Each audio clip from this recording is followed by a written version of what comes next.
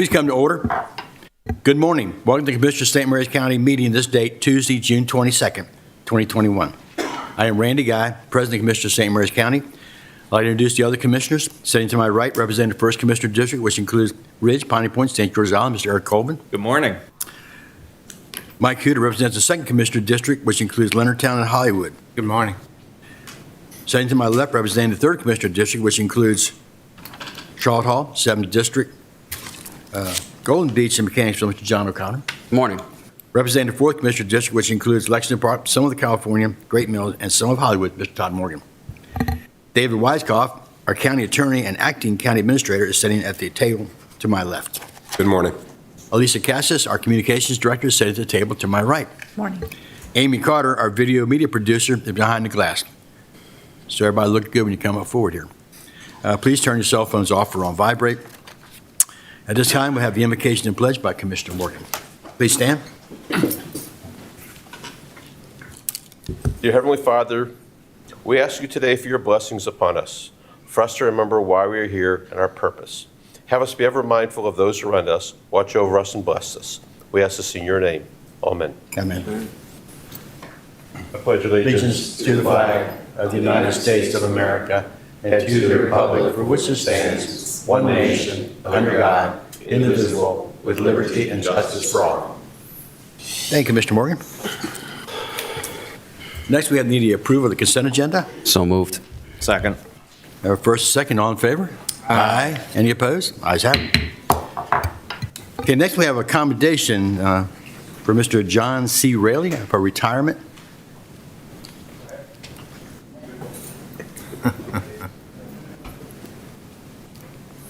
Who's reading that commendation? Me. Okay, good.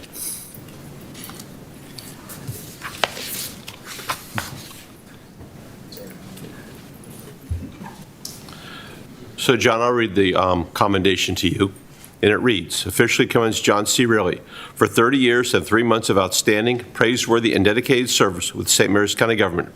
Through your diligence, dedication, and relentless pursuit of excellence, you have rightfully earned the community's gratitude, respect, and admiration. We hereby express our sincerest congratulations on this occasion of your retirement and extend best wishes for your future endeavors and ask God's blessing upon you today. What's the date? June 22nd. July 1st is dated. That would be your official retirement date, July 1st, 2021. Thank you. Thank you, John.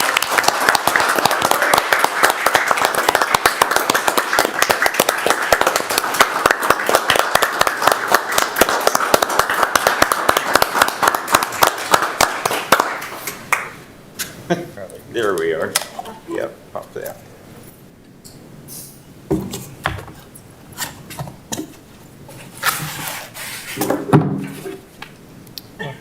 All right.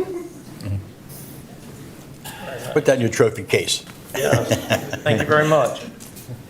Very nice, very nice. Yeah, I really appreciate the incredible amount of work, which is not just physical, but the organizational work within all the different teams we've got to get done what needs to be done for the citizens of St. Mary's County. I mean, it's been fantastic. I really enjoyed working with you. Been nice working with you. Seen a lot of change from the beginning. And you got any words you want to say to us all? Thank you for the opportunity of working with you. It's Well, I appreciate your 30 years. like I said, a lot of change in the past 30 years and Oh, yes. moving forward. Good, good. Well, hope you have a great retirement. I will. Good. I will. Got trips planned now, so. Good for you. There you go. Good. That's what you need to do. Yeah. Thank you, guys. Appreciate it. Thank you. Thank you.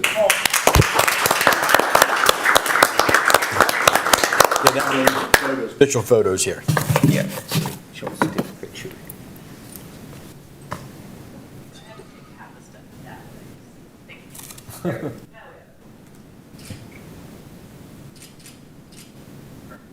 Thank you. Ken.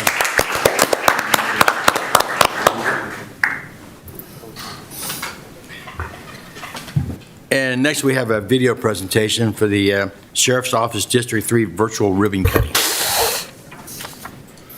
Ms. Lisa Cassis will present it.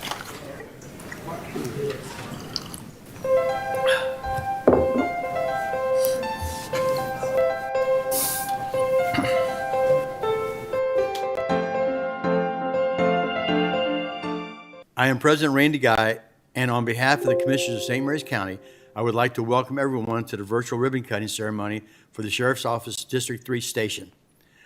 This project renovated the former Enterprise newspaper building in First Colony to create a permanent District 3 office for the St. Mary's County Sheriff and to relocate the Crime Lab, Detective Unit, and Vehicle Search activity from the headquarters and building in Leonardtown. The Commissioners are proud to have funded this $2.7 million project and provide this additional space for our law enforcement partners. Thank you for joining us today for this special virtual ribbon cutting to recognize this important project. Welcome and good afternoon. It's a pleasure to be here for the ribbon cutting for the Sheriff's Office District 3 station, which will provide swing space for our Criminal Investigation Division personnel and our crime lab and the crime lab technicians while our new Sheriff's Office headquarters project begins. CID and the crime lab will then move back to Leonardtown when headquarters is completed, and this structure will be occupied by the deputies who will directly support this area. For some remarks today, we have Mr. John Dietrich, the Director of the Department of Public Works and Transportation. John? Thank you very much, Sheriff Cameron. Truly a pleasurable project to work on. When this building came on the market, the Sheriff's Office spotted it and knew it was a perfect location to deliver the community policing for this side of the county, joining District 1 in Charlotte Hall to the north, District 2 that operates out of the Patuxent building until the new Sheriff's headquarters is built, and the recently opened District 4 in Lexington Park. It also, as Sheriff Cameron pointed out, will be very valuable for swing space while we work out all the loose ends on those other projects. It has been a pleasure to work with the Sheriff's Office, as ever, to bring this to reality. On the DPW&T team, I especially want to give thanks to Gary Whipple, Randy Mazinski, and Drew Kelly, who handled the construction side of this, and I was able to just watch it happen. Thanks. Thank you, John. It's now my pleasure to introduce the Commander of the Criminal Investigation Division, Captain Ed Willenborg. Captain? Thank you, Sheriff. So how did we get here today? In the fall of 2018, which seems every fall of the year, we start talking budget and space needs in the Sheriff's Office, lack of space. On this particular year of 2018, Major American came forward with an idea. He proposed that we try to purchase the old Enterprise building located behind us, which was for sale. After much discussion and agreement from the sheriff, he approached the county commissioners, and they were open to the idea and actually ultimately provided the funding both for the purchase and the renovation.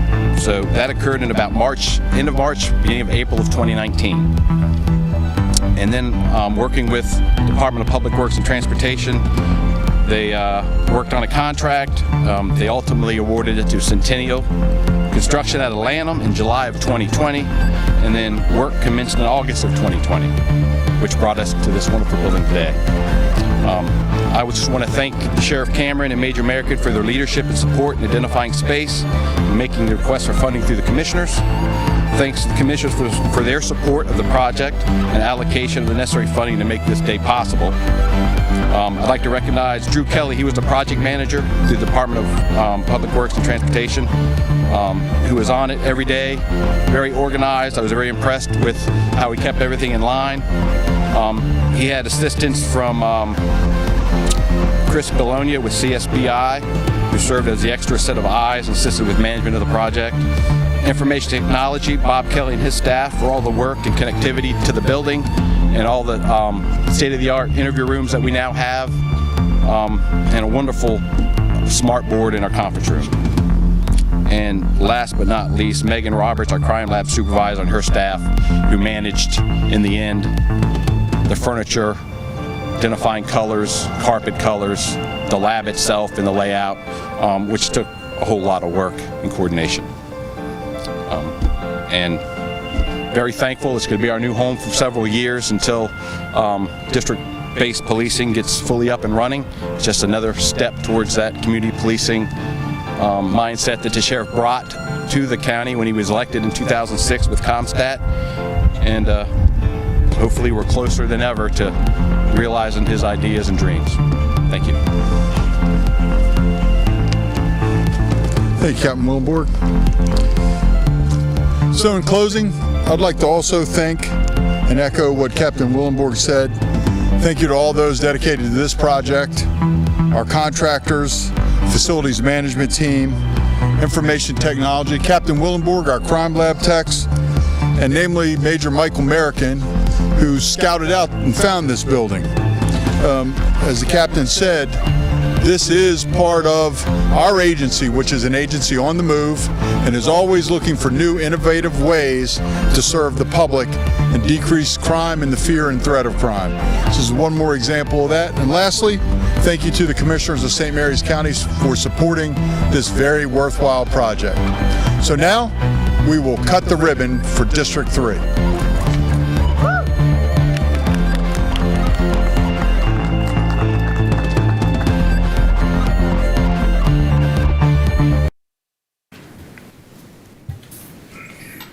Thank you, Lisa. Next, we have the Department of Human Resources People Choice / COVID-19 Response Award. Ms. Catherine Preston, our Director of Human Resources, will lead the way on this. Thank you, and good morning, Commissioners. It's a day for celebrations. So in recognition of the remarkable events of 2020, the 2020 People's Choice Awards are dedicated to celebrating the exceptional achievements of county government employees and community partners throughout the COVID-19 pandemic. This COVID-19 Response Award celebrates notable efforts of county employees and of community partners who, through their dedication to the health and safety of county citizens and employees, demonstrate what is best in St. Mary's County. Many members of the county government and community partnership team responded to the challenging demands of the pandemic with a commitment to excellence, to problem solving, innovation, and with a dedication to the community they serve. Every department and multiple divisions within departments were nominated. In fact, so many nominations were received that today we will present awards to department heads on behalf of their departments, and will plan to visit each department this summer to individually present awards and acknowledge their many contributions. So without further delay, for the department heads present, please come up with your award as I read a summary of your nomination. Please stay for a photo. Then step aside and remain for a large group photo at the end. And to begin, the Department of Aging and Human Services and their many volunteer partners.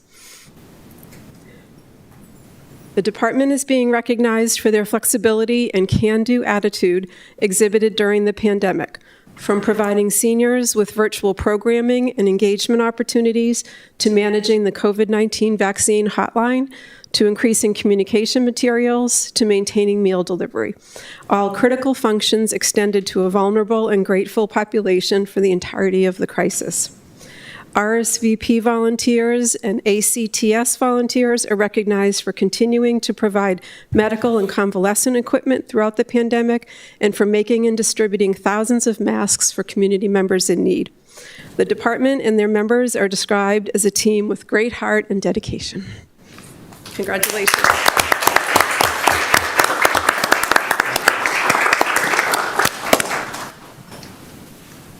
Thank you, Lori.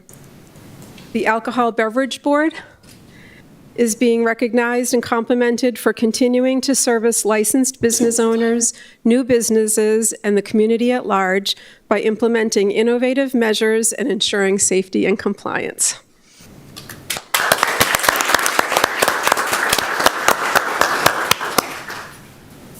The Board of Elections has received a nomination. I don't believe they're here today, but congratulations to them for ensuring that all citizens in St. Mary's County had a chance to exercise their right to vote in an efficient, lawful, and timely and safe manner. The Circuit Court and Building Services. I think Randy is going to, or John, thank you. If it had not been for the teamwork and tireless efforts of the courthouse staff and building services, the circuit court would not have been able to continue providing services to citizens during the pandemic. Judges, magistrates, judicial staff, security staff, and the St. Mary's County Building Services Department all contributed to ensuring safety protocols were followed so services could be provided to the people of St. Mary's County and to the state of Maryland during the pandemic.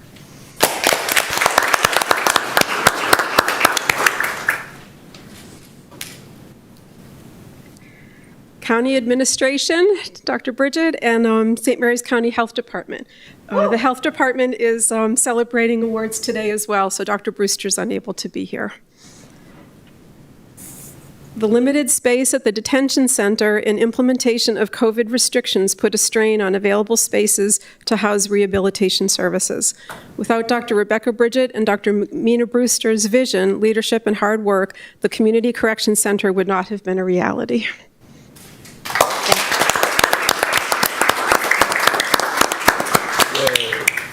The legal office.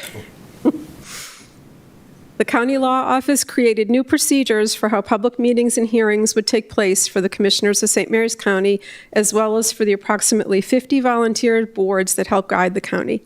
All the department employees adapted, supported, and contributed to the success of the department during the pandemic.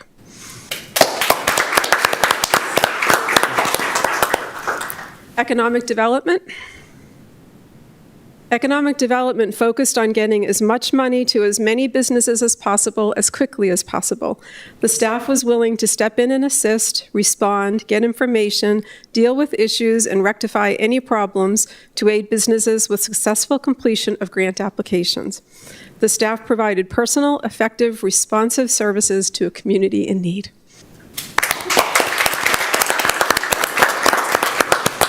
Department of Emergency Services. The Department of Emergency Services was called upon to step up and increase services to the community. The department's critical functions continued despite the pandemic, including 911 dispatchers who reported to work every day while most were restricted to their homes. Emergency management became the hub for critical community information, and the department managed the distribution for PPE, cleaning supplies, and all materials needed to support the COVID response.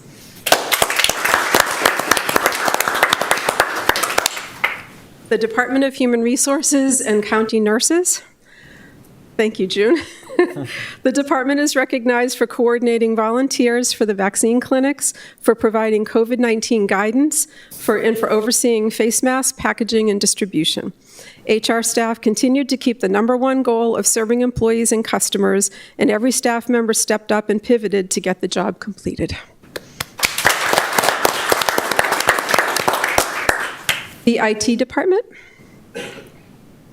The IT department went all out to enable employees to work from home by finding, purchasing, deploying, and training on the necessary software and hardware solutions, and employing a multi-shift help desk to make sure employees could get the help needed when needed.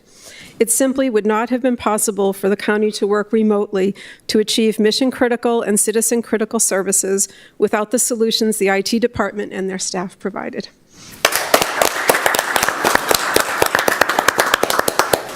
Land use and growth management. Land use and growth management staff members worked each day without complaint to see that the residential and commercial new and rebuilding building construction, inspections, change in business occupancy, sheds, pools, garages, and finished basement sales and purchases were processed so that the St. Mary's County economy would continue to grow and flourish during the pandemic. Public Information Office. The Public Information Office pivoted to a new virtual world of commissioner meetings, public hearings, public meetings, presentations, WebEx, sanitation efforts, new technology, facing challenges all the while and moving forward a wealth of information to the staff members as well as to the public. The Communications Department supported numerous broadcast meetings and provided invaluable troubleshooting for meeting participants along the way. DPWT and STS. STS drivers demonstrated compassion, integrity, and resolve by maintaining essential transportation services to the neediest in our community. The drivers transported individuals for medical appointments, including COVID tests and vaccinations, and for essential shopping trips. This amazing group of employees successfully managed during an incredibly difficult time.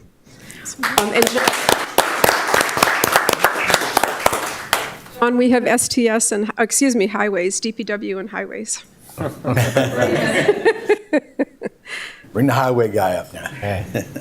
The highways crews went above and beyond by keeping the roads, storm damage, and snow removal efforts going, and by aiding the health department when providing the site traffic control for the vaccination center. Their assistance to the health department helped maintain an orderly procedure in guiding the recipients for vaccines, healthcare workers, and volunteers of the vaccination operation. Thank you. The Department of Recreation and Parks.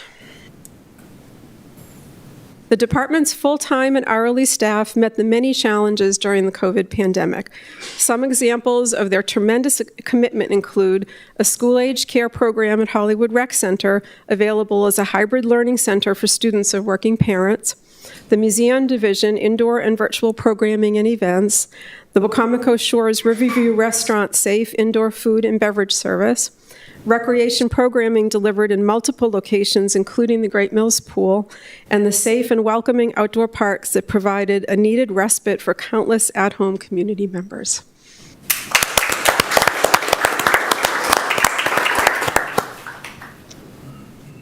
The Office of the State's Attorney was recognized for ensuring the enforcement of law continued, including adapting strategies and procedures to conform to safety requirements for the office and for employees. The Treasurer's Office was recognized for displaying great professionalism and technical expertise in transitioning the office from regular operations to a COVID-safe operation. The Finance Department. The Finance Department worked tirelessly this entire year, beginning last March, as the county closed and budget work sessions and commissioner meetings were canceled. The budget team continued to work and came in to ensure that budget deadlines were met, often coming to work when others were home. The extra time spent by staff to make sure that the finance work area was clean and COVID-free was truly effective and appreciated.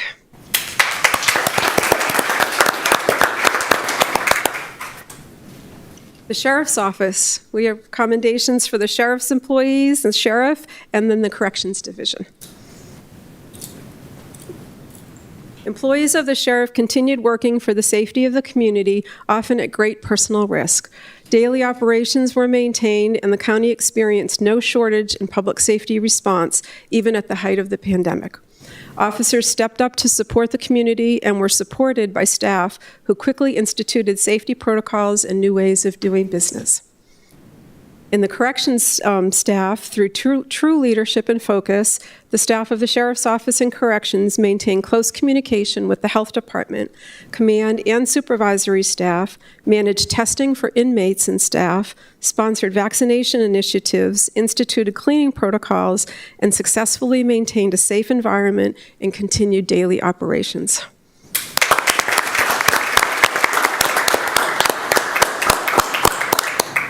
And last, but certainly not least, the commissioners and the staff of the County Commissioner's Office.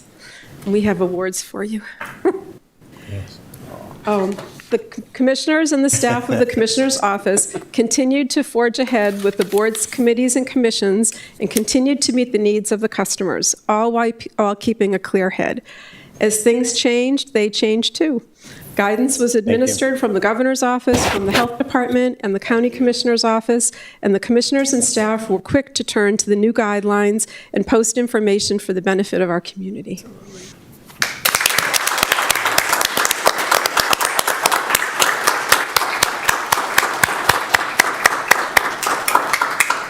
And as we celebrate the end of the state of emergency and hopefully nearing the end of the pandemic, we look to these examples of true leadership during a most challenging time and are truly grateful for the extraordinary efforts that you all extended to maintain county operations for the benefit of the community. Thank you all.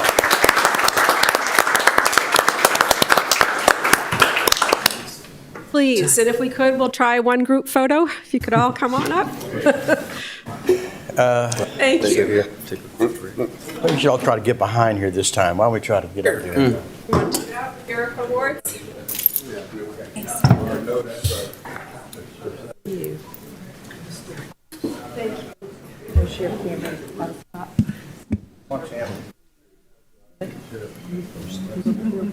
Try to get most of these ladies here. Let me see. Don't get too close now. Don't get too close. There you go.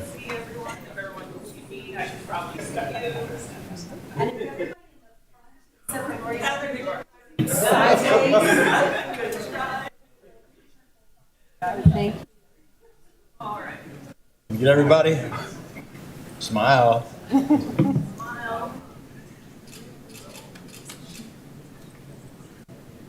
Thank you all.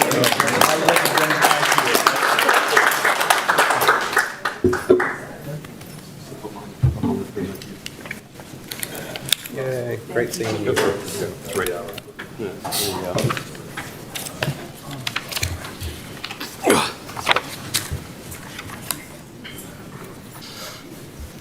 Eric.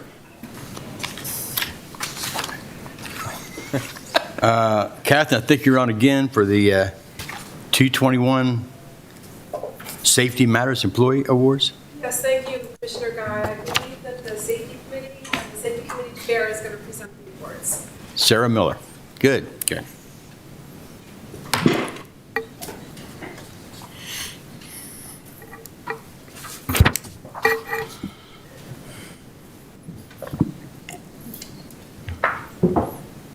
Good morning. My name is Sarah Miller. I am the chairperson for the St. Mary's County Safety Committee. With me today to present this year's Safety Matters Awards are my co-chair, Michael Blackwell, director of the St. Mary's County Library, and Rachel Pulliam, St. Mary's County Government Risk Manager and the Safety Committee Administrator. The Safety Matters Employee Awards Program honors employees who are nominated by their coworkers for consistently demonstrating involvement and leadership in creating and maintaining safety at work, not only for themselves, but for their coworkers and citizens alike. Honorees, when you hear your name, please come up for some pictures. The 2021 awards recipients are Rebecca Kessler,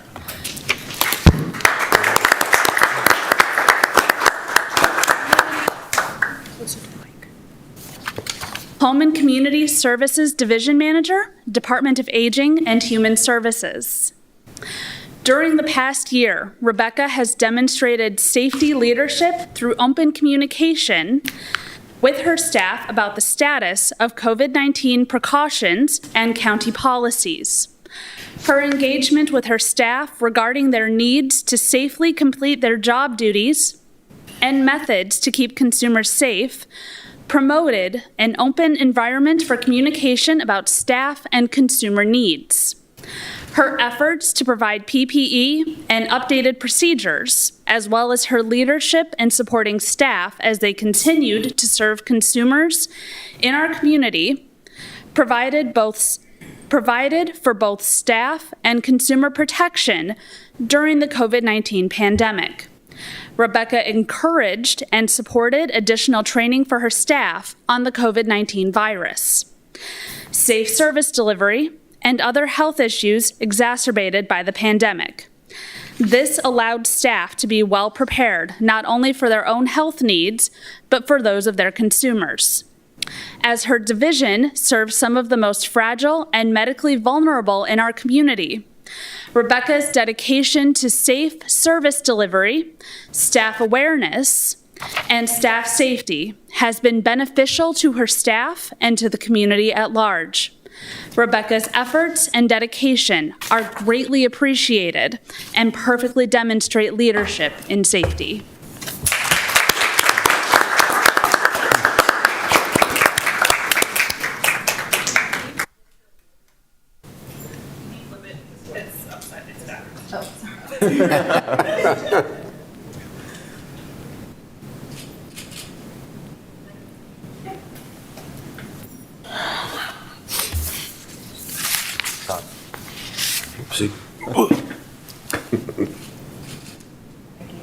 Thank you, ladies.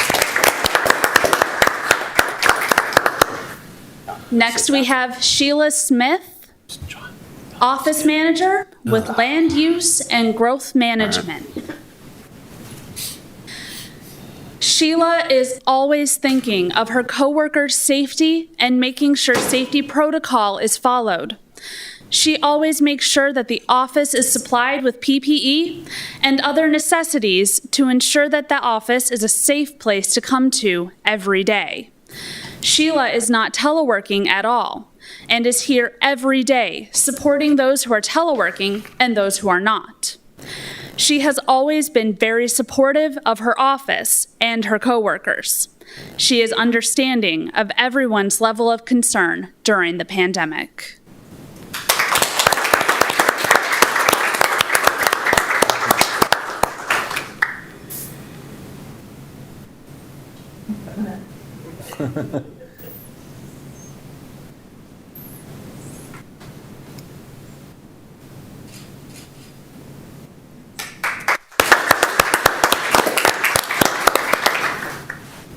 Next up, we have the building maintenance workers with the Department of Public Works and Transportation. If you could please join us at the front.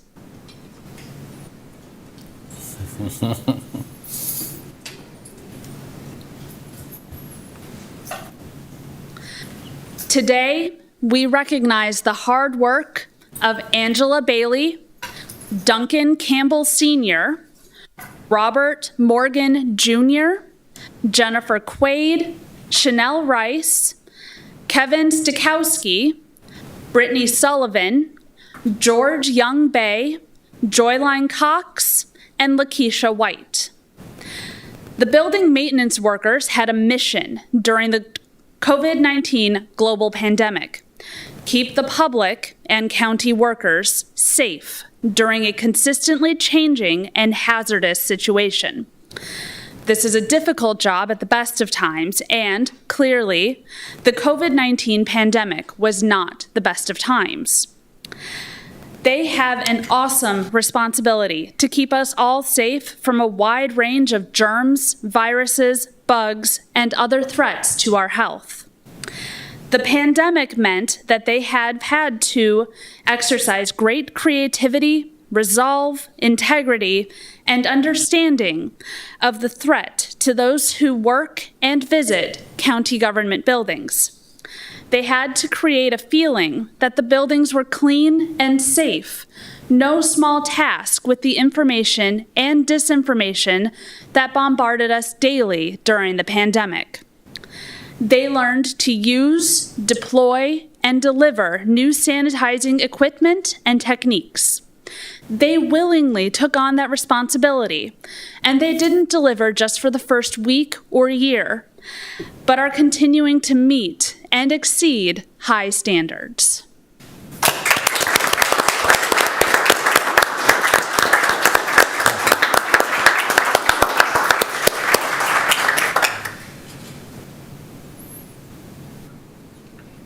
Hold, one more picture. Don't leave yet.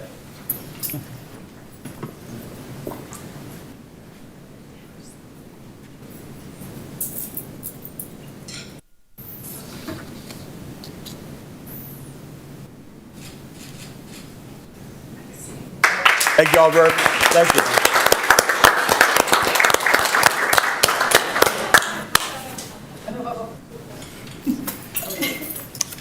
Uh-oh. One more, okay.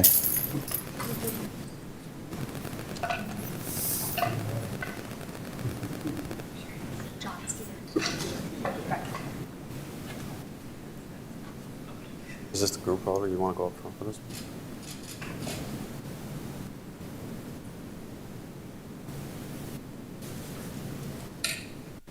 Again.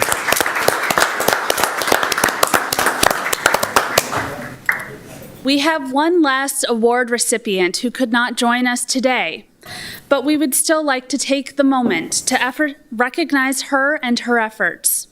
Vicki Goss, Fiscal Specialist with the Department of Finance, deserves the Safety Matters Employee Award because when COVID-19 first started, She prepared cleaning schedules and placed them in the bathrooms and other areas throughout the department to ensure sanitation and to keep employees safe. Vicki has always been the organizer in the department to get everyone motivated, and she stepped up to keep everyone safe. Congratulations to the Safety Matters Award winners, and thank you.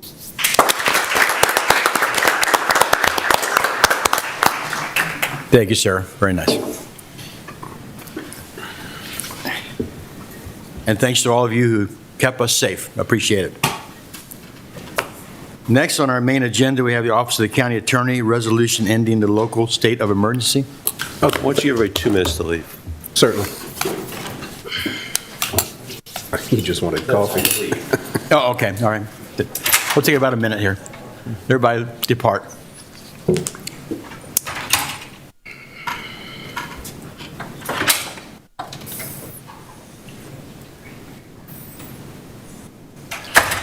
All right, Dennis, you got a big job. Take care of her.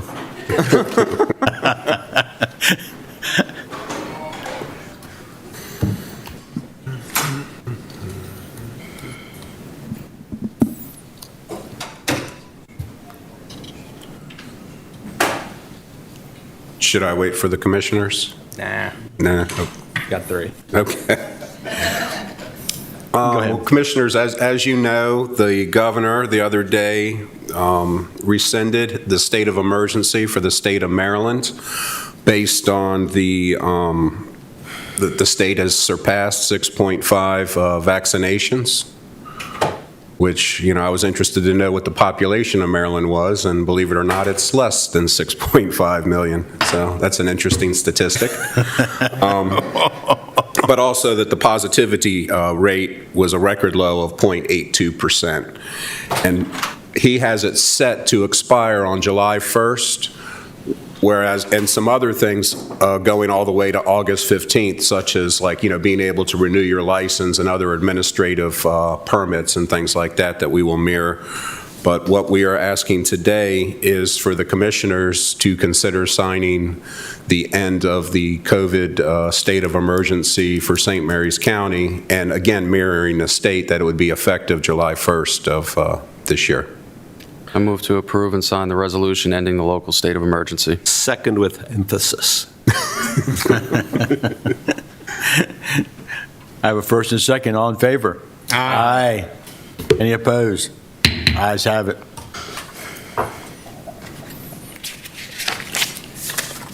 Next, we have the Department of Human Resources request for public hearing, LoSAP 2021 benefit change. Good morning Ms. again. Catherine Preston, our Director of Human Resources, again. Thank you. You may recall that last July, you requested the Emergency Services Board to review the COVID-19 impact and consider alternative benefit credit options for county fire rescue and ALS volunteers if necessary. The Fire Board Association and Rescue Squad submitted letters of recommendation to the Emergency Services Board, and in October of last year, the Emergency Services Board voted in support of revision to LoSAP point award processes because of the pandemic and forwarded these to the commissioners. In December of 2020, the 2020 point award process was amended, and before you today is a request to have a public hearing to amend the 2021 process, also recommended in that letter by the Emergency Services Board. The proposed changes include an award of 4 LoSAP points each month to volunteers able to demonstrate a reasonable restriction on participation during the pandemic. This will continue until the end of the state emergency on July 1, 2021. And then there are descriptions of, reasonable restrictions, and the companies themselves would certify these restrictions. This was presented to the LoSAP Board of Trustees in June of 2021, and they supported bringing forward this request to the commissioners. Okay. I move to schedule a public hearing in the morning to consider amending the St. Mary's County Code by modifying the LoSAP point and service credit award process for calendar year 2021. Second, discussion, please. Could you describe for Ms. Pratson the prohibition on volunteer participation by a member's employer? I believe during the height of the pandemic, some employers had told their employees that they could not volunteer. With risk of losing their jobs? I believe so because of their exposure. Okay, thank you. So this would take effect January through June of this year? Correct. Okay. And for members that could demonstrate any of these restrictions, they would be awarded 4 points for each month that those restrictions were in place. And since this is a LoSAP issue, which is very important to a lot of people, could we potentially move it to coincide with our July 13th public forum in the evening? Just do them at the same time? Sure. I accept the friendly amendment. Can you, We have a public forum the evening of July 13th. And if we could just do this at the same time, have this forum hearing at the same time. can the forum be used to conduct a public hearing? It would be two things. It would be the public hearing, and then after the public, at 6:30, and then after the public hearing, you would then have your forum. That's fine. We might, and I'm sorry, we might have to change the advertising dates, but we can make it work, I'm certain. The proposed date was the 13th. Oh, perfect. Yeah, in the morning, so that's no problem. Do we have unanimous, all this? Yeah, I accepted the friendly amendment, yeah. Mike, are you okay with that? Mike, all right, yeah. That's fine. So we'll have the public hearing after. No, Before. That'll be right at 6:30. So you have the public hearing at 6:30, and then we have the public forum after. public forum afterwards. Okay. Can I have a first and second? All in favor? Aye. Any opposed? Ayes have it. Great, thank you so much. Thank you, Catherine. Okay, next we go right into the county administrator time. Thank you, Commissioner President Guy. And first is the draft agendas, the first being for Tuesday, July 13th, 2021, would be the next meeting. At 9 o'clock, the invocation and pledge by Commissioner President Guy, approval of consent agenda, and then you would reconvene as the St. Mary's County Board of Health. You would have a 9:30 proclamation for National Park and Recreation Month. 9:40 would be county administrator time, 10:15 commissioners time, 10:25 a closed session for personnel and litigation, and then you would adjourn, and then you would have the public forum and also the public hearing for the LoSAP. And then Tuesday, July 20th would be the invocation and pledge by Commissioner Colvin, approval of the consent agenda. 9:05, the proclamation for the 31st anniversary Americans with Disabilities Act. And we would have the 9:20 county administrator time, and then 10:15 would be commissioner's time, and then adjourn. Okay. And then moving into this morning's agenda, we have first is the Sheriff's Office, COPS Office Fiscal Year 2021 Community Policing Development Crisis Intervention Teams with Captain Yingling and Lottie Bell presenting. Good morning. Good morning. Morning. This FY22 grant opportunity is offered by the U.S. Department of Justice, Office of Community-Oriented Policing Services.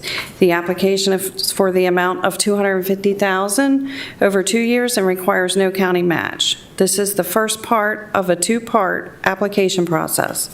Once we submit the pre-application documents, we hope to receive the application documents to complete and submit.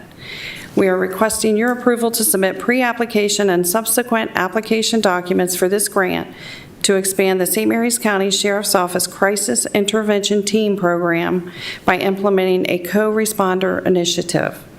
This initiative would pair trained CIT officers with licensed clinical social workers from the St. Mary's County Health Department to respond to de-escalate critical scenes, better evaluate the needs of the consumer, and get them to more appropriate resources. This grant would be a new grant for the Sheriff's Office. It is not included in our FY22 budget. A budget amendment would need to be submitted at the award stage if it were awarded, and we are happy to answer any questions you may have. Mr. Young, officer, I'm sorry. I probably should call you captain, right? Call me anything you want. Tell me, the COPS program in Lexington Park, does that just work on a specific area, a specific, like, is it all of Lexington Park, or is it just like? So the COPS grant is the grant. Our COPS unit has a designated area, what we call 4H2, kind of specialized. Those are the officers that are assigned to that area. That's kind of the core of Lexington Park. So we're always trying to expand that program and resources. If you remember, we tried to get a grant for North End Community Police. And it's all part of our more strategic vision towards. Currently, the way we operate, you have 370 plus square mile county, and it's divided in half, and so 300 or 183 about square miles that you're trying to police. So what our strategic objective is to get police officers in smaller areas who are more familiar with their community instead of the broader area. You guys have been very supportive of that initiative as far as the district-based policing and the resources in that area, particularly District 1, District 3, District 4, so that officers are working out of those areas. This is a slightly separate issue. This is trained CIT officers working with trained mental health providers to respond to people in crisis, to help de-escalate those situations, part of the PNC building renovations and partnership with the health department to get those people to those resources, to divert that resource away from the overwhelmed ED and get them connected to emergency department to get them in touch with more appropriate resources. I'm sure you had the opportunity to read the proposal. You saw we did just under 1,000 EPs with about 600 consumers. So that means many of those consumers are repeat customers. That's what I was thinking. Are they the same people? Yeah, so the goal of this is looking at it as a more holistic approach instead of dealing with the emergent situation that someone is there. My hope would be with the social workers and the resources working with the health department out of PNC that working with the detention center. So you have somebody with a known mental health issue being released from the detention center where they have been stabilized, where they've had services, they go out in the community, and sometimes they get lost. And so there's a mechanism that, hey, this person's getting released. And so you have trained social workers and police officers going, hey, John Doe, how are you doing today? Do you have your medication? Oh, you haven't been able to get your medication. Let me get you attached to those resources to do that. You have the person who is in crisis at the moment, which from our use of force standpoint, those people in crisis are some of the most dangerous situations we deal with. And so the trained officers and the de-escalation to resolve that situation peacefully and hopefully to work early on in that process before they're in crisis to make sure that they are getting the services that they need. From a mental health perspective, we're a very underserved community, and people get lost in the shuffle. And so being able to connect them with services, and it's just an augmentation of that program. I guess what made me think of it is, we just did ribbon cutting for District 3 today. Sure. District 4 we've done, District 1. So would it expand into those parts of the county? I guess I've always been used to the COPS unit as being in Lexington Park on Great Mills Road. So I think what you're looking for and what we're looking for is a traditional flipping of the switch. Instead of being all over the county, officers who are district-based in specific communities, and I believe the mission of the Sheriff's Office, community police officer, community policing is every police officer's mission. It's not a special group, and so have those personnel working in those areas, working with the same community members. So that I recently worked with a citizen who was very frustrated because it has an ongoing issue about a land issue, and so he has this officer responds one day, the next day it's a completely different. So he's constantly explaining the same story to multiple different officers, and different people have that different piece of it. A little separate from what we're talking about here. So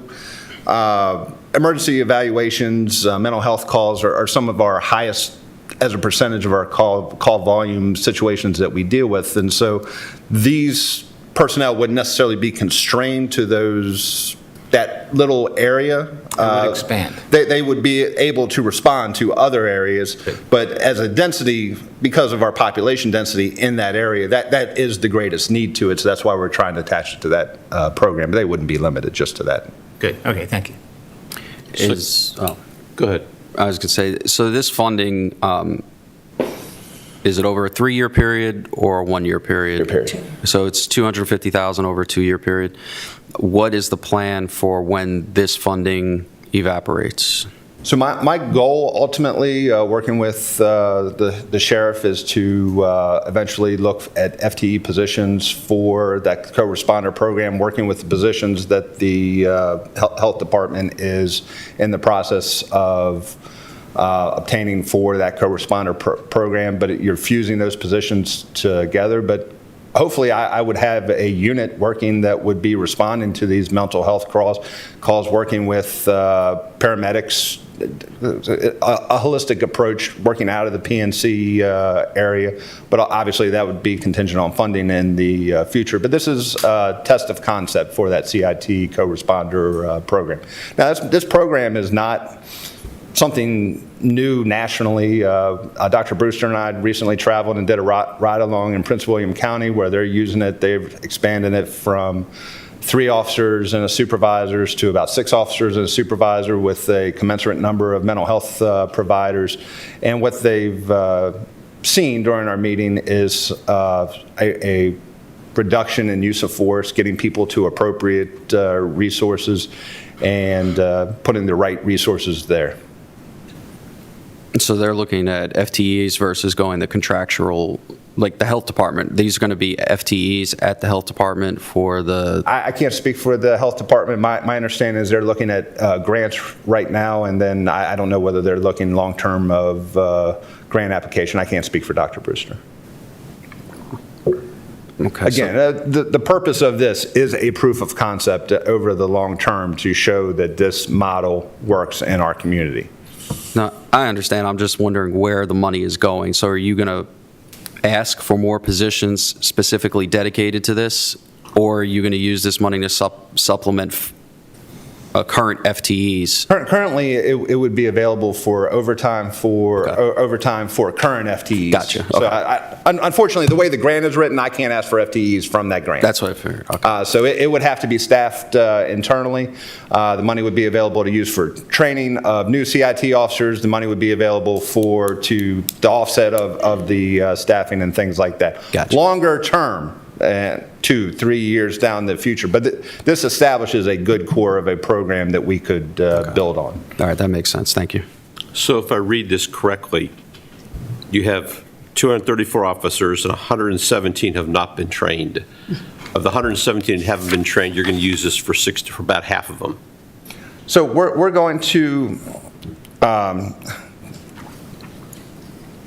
in the draft of this, just because of the way your meeting's lined up and the way the grant due date, your next meeting not till July, I was out of the office. And so, yes, some of this money is going to be used for training, but a lot of it, in my intention is to use it and apply the grant in a way that we can pair a CIT trained officer with a mental health provider that the health department is going to provide through a separate funding source, and have them working collaboratively, responding to those mental health calls for service and helping attach those people to those services. So I guess I'll word it differently. Of the 117 that aren't trained yet, according to what your data sheet says, are we looking to, for the $250,000 to cover the 117, or the $250,000 is going to cover 67? The limiting factor on the training of the officers is more along the lines of the CIT course is a 40-hour training. So that's offsetting personnel from the resource. Over 2 years, that could get close, but the cost of the course is not only them, it is taking the CIT instructors away from their job. So for example, this year we put on, for the first time, we're trying to make up from some classes that were delayed in COVID. We put on 4 classes this year, which sounded like, oh great, we're putting on 1 a quarter, that's going to be great. But some of my instructors are, say, detectives. And so we had been doing 2 classes a year, 24 students a class, and so you take a detective instructor away for 2 weeks. That's acceptable, or that's hard in a year, because that's not the only training that they're doing. That's not the refresher training. So if I take an instructor away for 4 weeks, that's 4 weeks of detective work. Is not, there's a big ripple effect. And so I'm trying to get as many personnel through that CIT training as possible, while also providing the most service to the community by having those CIT trained officers out there.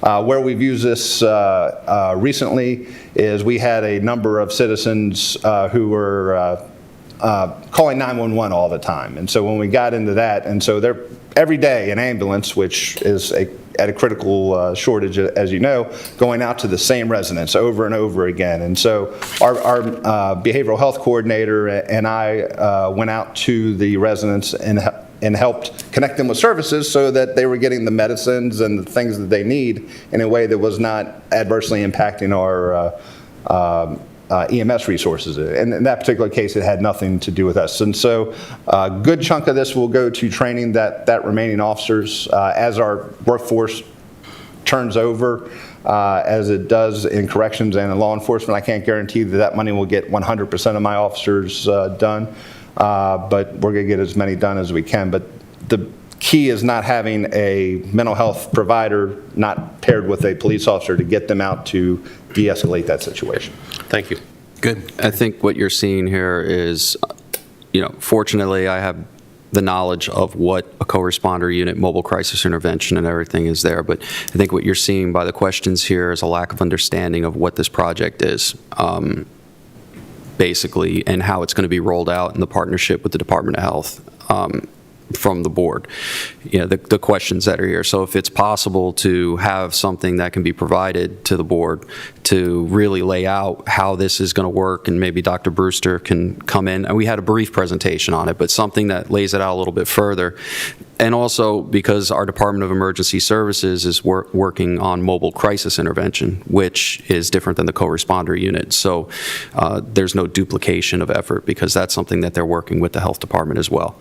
So I think if we could get a little bit more information so my colleagues can understand exactly what we're saying here. I'm not saying they don't grasp it or anything like that. That's not what I'm saying, but just some more information for them. I think this is great. Commissioner, along the lines of what you're talking about, I mean, understand that what we are talking about here, as with anything with public safety that we do, we're cutting edge. Yes. This is not a tried and true strategy. This is a very promising, forward-leaning strategy, and so we have a series of meetings coming up with Dr. Brewster to fine-tune this, along with including paramedics in this program, and looking at it from a very holistic situation. So I look forward to our conversations along these lines and getting your input. We're not looking for a blank check. We're looking for something that can make a significant impact in our community. Yeah, I think this is great, and I hope it's something that can be long-term, because it is proven successful. Yeah, that's why I want to make sure we have a good foundation. I mean, this is a great thing. So, and it's definitely needed in the community. So I move to approve the pre-application grant documents for the Community Policing Development Crisis Intervention Teams Program grant from the U.S. Department of Justice Office of Community Order Policing Services for the amount of $250,000 on behalf of the St. Mary's County Sheriff's Office to expand its current Crisis Intervention Teams Program, and authorize Commissioner President to sign any related subsequent application documents and Sheriff's Office staff to submit it electronically. Second. I have a first and second. All in favor? Aye. Any opposed? Ayes have it. I think it's like a great program, especially if it'll help out our emergency services, the medical units. So definitely. Thank you very much. You're the first line for a lot of us, so thank you. Thank you. Commissioners, next on the list is the Department of Public Works and Transportation and the Patuxent River Naval Air Museum Association lease renewal. John Dietrich presenting, and I believe there's somebody from the association in the audience too, if he'd like to come up. Good morning. Morning, John. Great pleasure. I bring this before you because of all the fine work that's being done out there. They want to re-up for another 3 years, and we're really glad to have Public Works and Transportation is really glad to have them. They run an outstanding educational program as well as preservation of historic airplanes, which is no small matter. If anybody's ever been involved in that sort of thing. They don't take care of themselves kind of sitting out there on the tarmac. So they have an excellent administrator, director that they've been able to hire with their own funds, pay the utilities, take care of the building, just really happy with, they're a great tenant. And I would hope that you can authorize the renewal of the lease for another 3 years. I'd say this has been a good public-private partnership, Chad, and what we've been able to do there with county facility, but you guys have really been able to grow it. And I see you just recently got a Blue Angel down there. Yeah, we very much, the association, of course, appreciates the commissioner's support for their efforts, and we're actually having a better year than we had in 2019. We've seen a rebound, and we're well above the members. Their visitation is up. We have our new V22, the Blue Angel, that's in, causing a lot of interest. So we're glad to have survived the pandemic and looking forward to continue to bringing more people down to the county. Also happy that you got your $100,000 bond from the Annapolis. That was very nice of them to help you out, and hopefully you can put up a nice sign there. And we're in the planning phases for that now, and I think that'll be another big improvement. We're very excited about it. Thank you. I agree. Okay. Mr. Miller, unfortunately, I think there's a lot of people in the county who don't realize what a treasure this museum is. So is there any plug you want to put for the people in the county who haven't been out to visit this museum yet and really should come check it out? Well, the history of our naval aviation and is so intertwined with the history of the county that we have it's a great legacy. When I would invite everybody to come out and take part of that legacy and see all the contributions the county's made, and we have a couple of wonderful new exhibits coming on board. The Women in Naval Aviation exhibit is an exhibit we're working on right now. Obviously, we're looking forward to having the Blue Angel for public display, and I think it's a lot of people drive by the museum. A sign will help pull them in, but a lot of people drive by the museum and look at the airplanes. They're a lot more impressive close up as are the other exhibits. So I would say if you haven't had your family or yourself out to the museum, now's the time. Definitely. Good. I think the museum is a great draw for us in the county. It's definitely, you might say, the gem of our museums that we have in the county even. I'm not downplaying any of them, but the Naval Museum is a very important part of our history, and right now probably our greatest employer. So the Navy, so it does a good job for us to make it expand it as much as possible, and hopefully you got your future agenda, whatever your agenda may be, that we can help support you. I think Sabrina Heck's on the line. She'd like to say something about the interaction with the base. Sabrina. Yes, hi, good morning. Good morning, commissioners. Good morning, everyone. Can you hear me? Hear you fine. Sorry. Hi, yes, so we're excited. The Patuxent River Naval Air Museum is, definitely a showcase for the county, the visitor center, and it definitely, there's synergy there with Pax River and St. Mary's County, especially the parking apron. We were excited last year when the intergovernmental support agreement allowed us to repave the parking lot through St. Mary's County contractors at a much cheaper rate and a much quicker time had we had gone, our other contracting processes. So that made the parking apron there much better for all the suited aircraft, and we're just excited to continue our partnership. Thank you. Thank you, Sabrina. Thank you. Anyone else?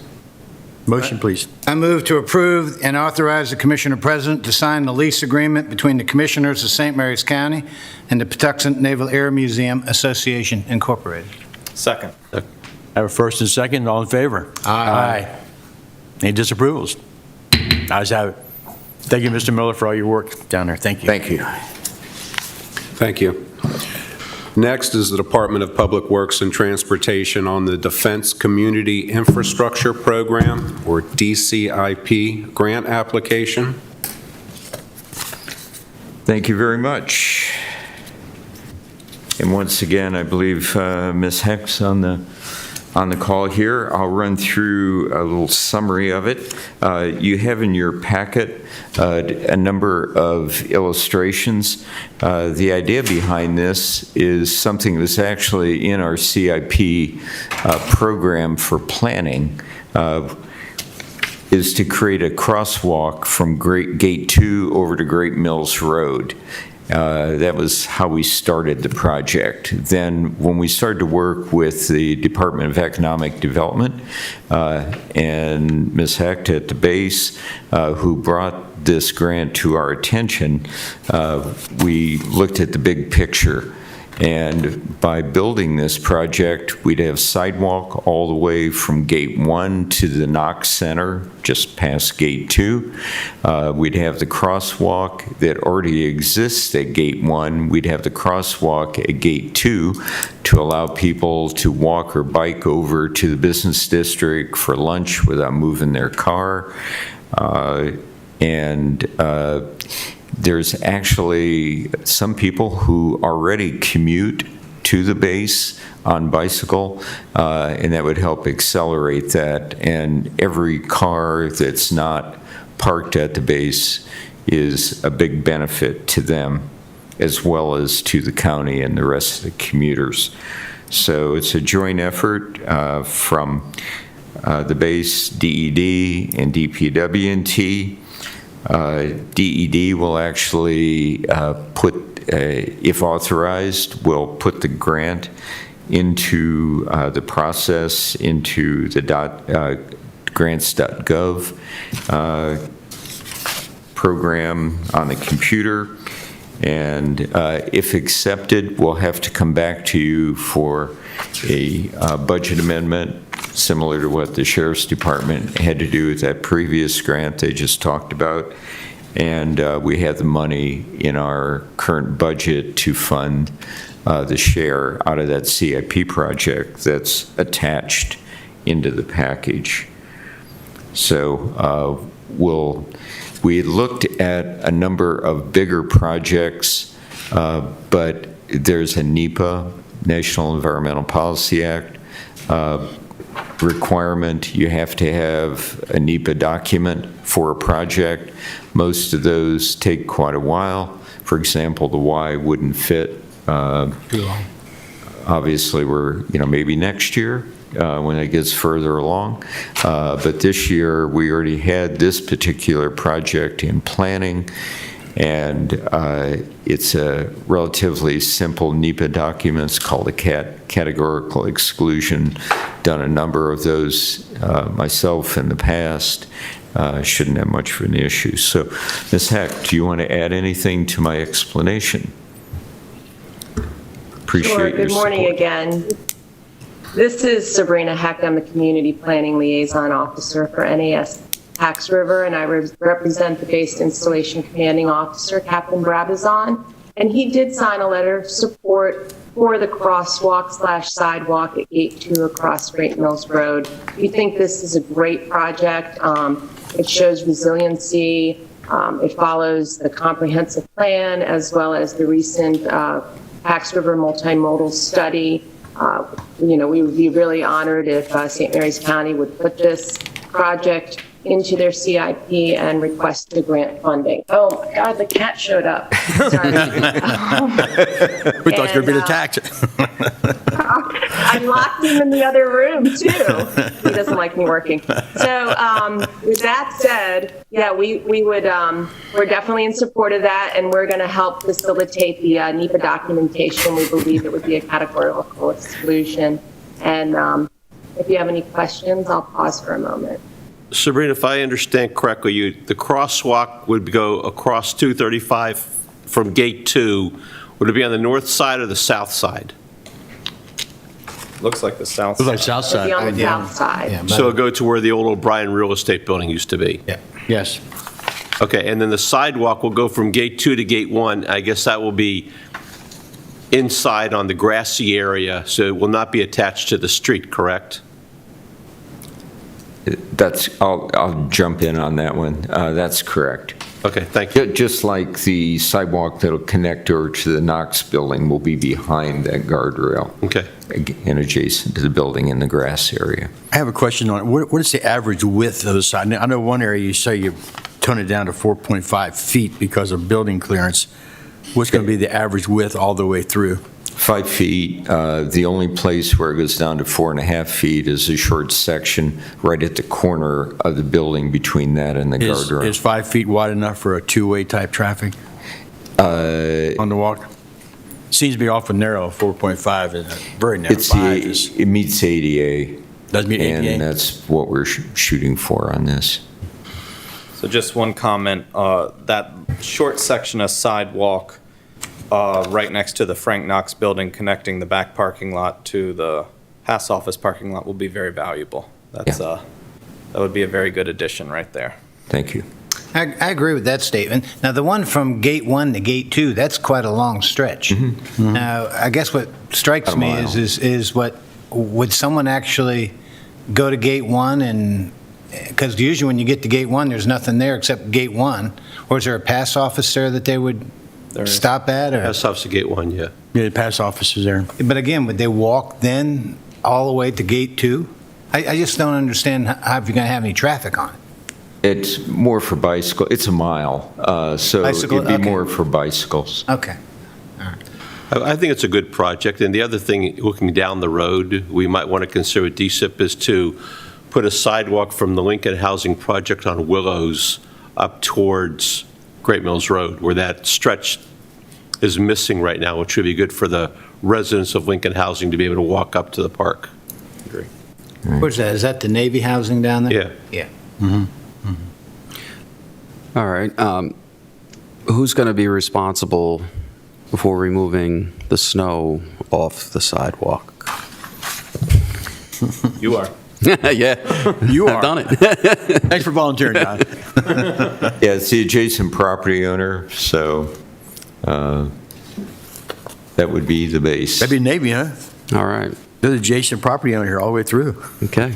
Well, there you go. All right. I move to allow DPW&T and DED to submit a grant application for the Defense Community Infrastructure Program, DCIP, to improve pedestrian bicycle access to the Great Mills Business District and Naval Air Station, Patuxent River by constructing a sidewalk from Gate 1, where there is a crosswalk on 3 Notch Road, to Gate 2, and crosswalk at Gate 2, and a crosswalk to Great Mills Road, MD 246, crossing to 3 Notch Road, MD 235, and authorize Commission President to execute all related documents. Second. I have a first and a second. All in favor? Aye. Any disapprovals? Ayes have it. All right, thank John. you very much. Thank you, Ms. Hecht.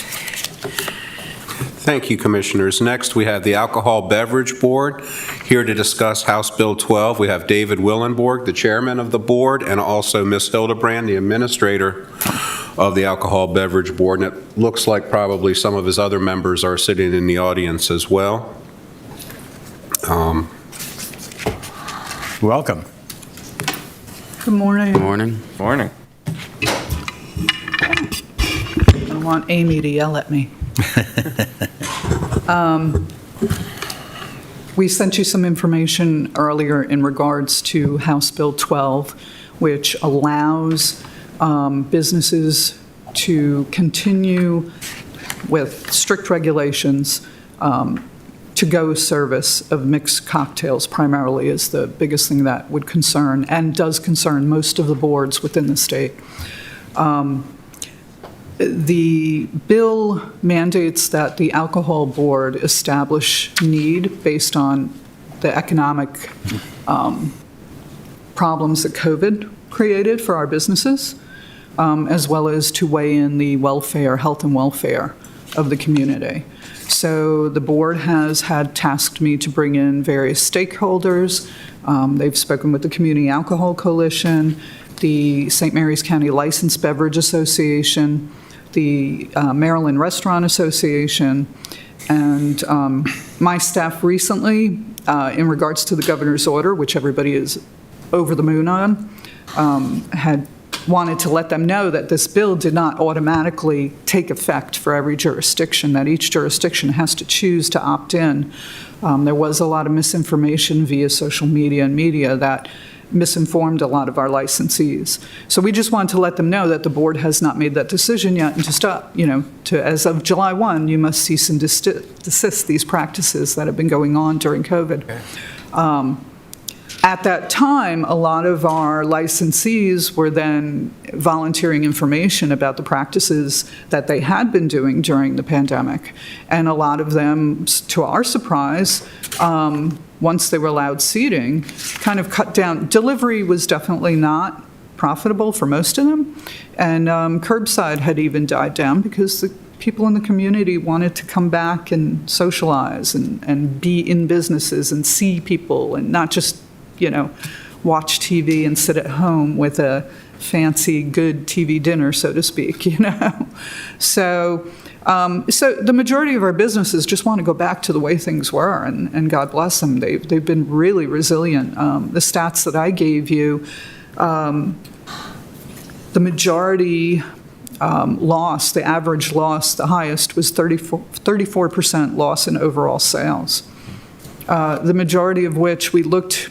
The only stats that our board takes as far as financials is on our restaurants because they have to maintain a food to alcohol ratio.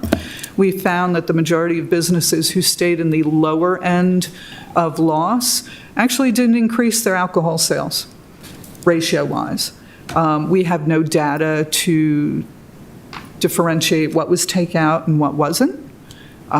So that's basically all we had, but we did glean some information in our phone calls last week, and we do have a handful of businesses that would like to continue this. Most of the businesses supported it in support of their fellow businesses, that they didn't want to. They probably were not going to continue, or they were going to phase it out, but they felt that there might be some businesses that this is what was keeping their heads above water. So now we come before you as the representatives of the county to see where you stand. Ms. Hildebrand, tell me, we allowed a lot of outside seating. We saw a lot of it in Leonardtown and different places.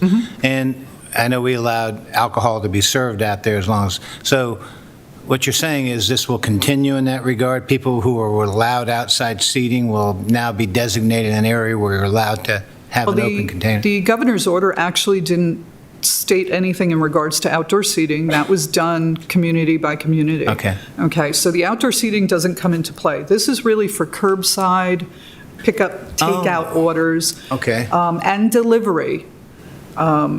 We've actually got some information from some insurance companies that have come through very much in the beginning in regards to delivery. Most of our licensees' liability insurance didn't cover delivery. Now, we just recently found out even curbside, you're going to have to go back to your insurance agent for takeout. I mean, people wouldn't pick up alcoholic beverages that were mixed on curbside, would they? Yes. Yeah. That's exactly what this is I thought for. that she was getting at, but I just like to think that sounds like the old days of the drive-in window.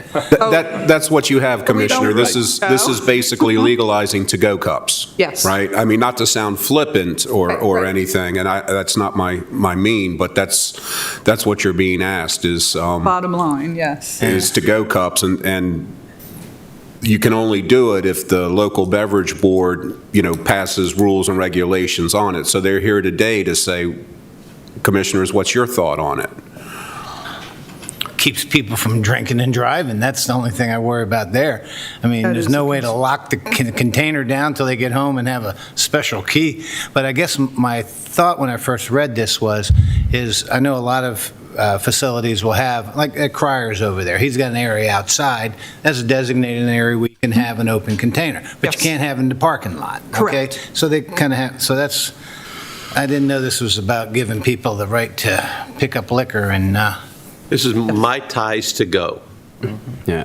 I mean, really, I don't personally have an issue with it from the big picture of it based on all the data that you have. The reason why is, what's the difference if they pull up to the liquor store or wherever it is, grab themselves a bottle and some orange juice, throw it in a cup and drive down the road?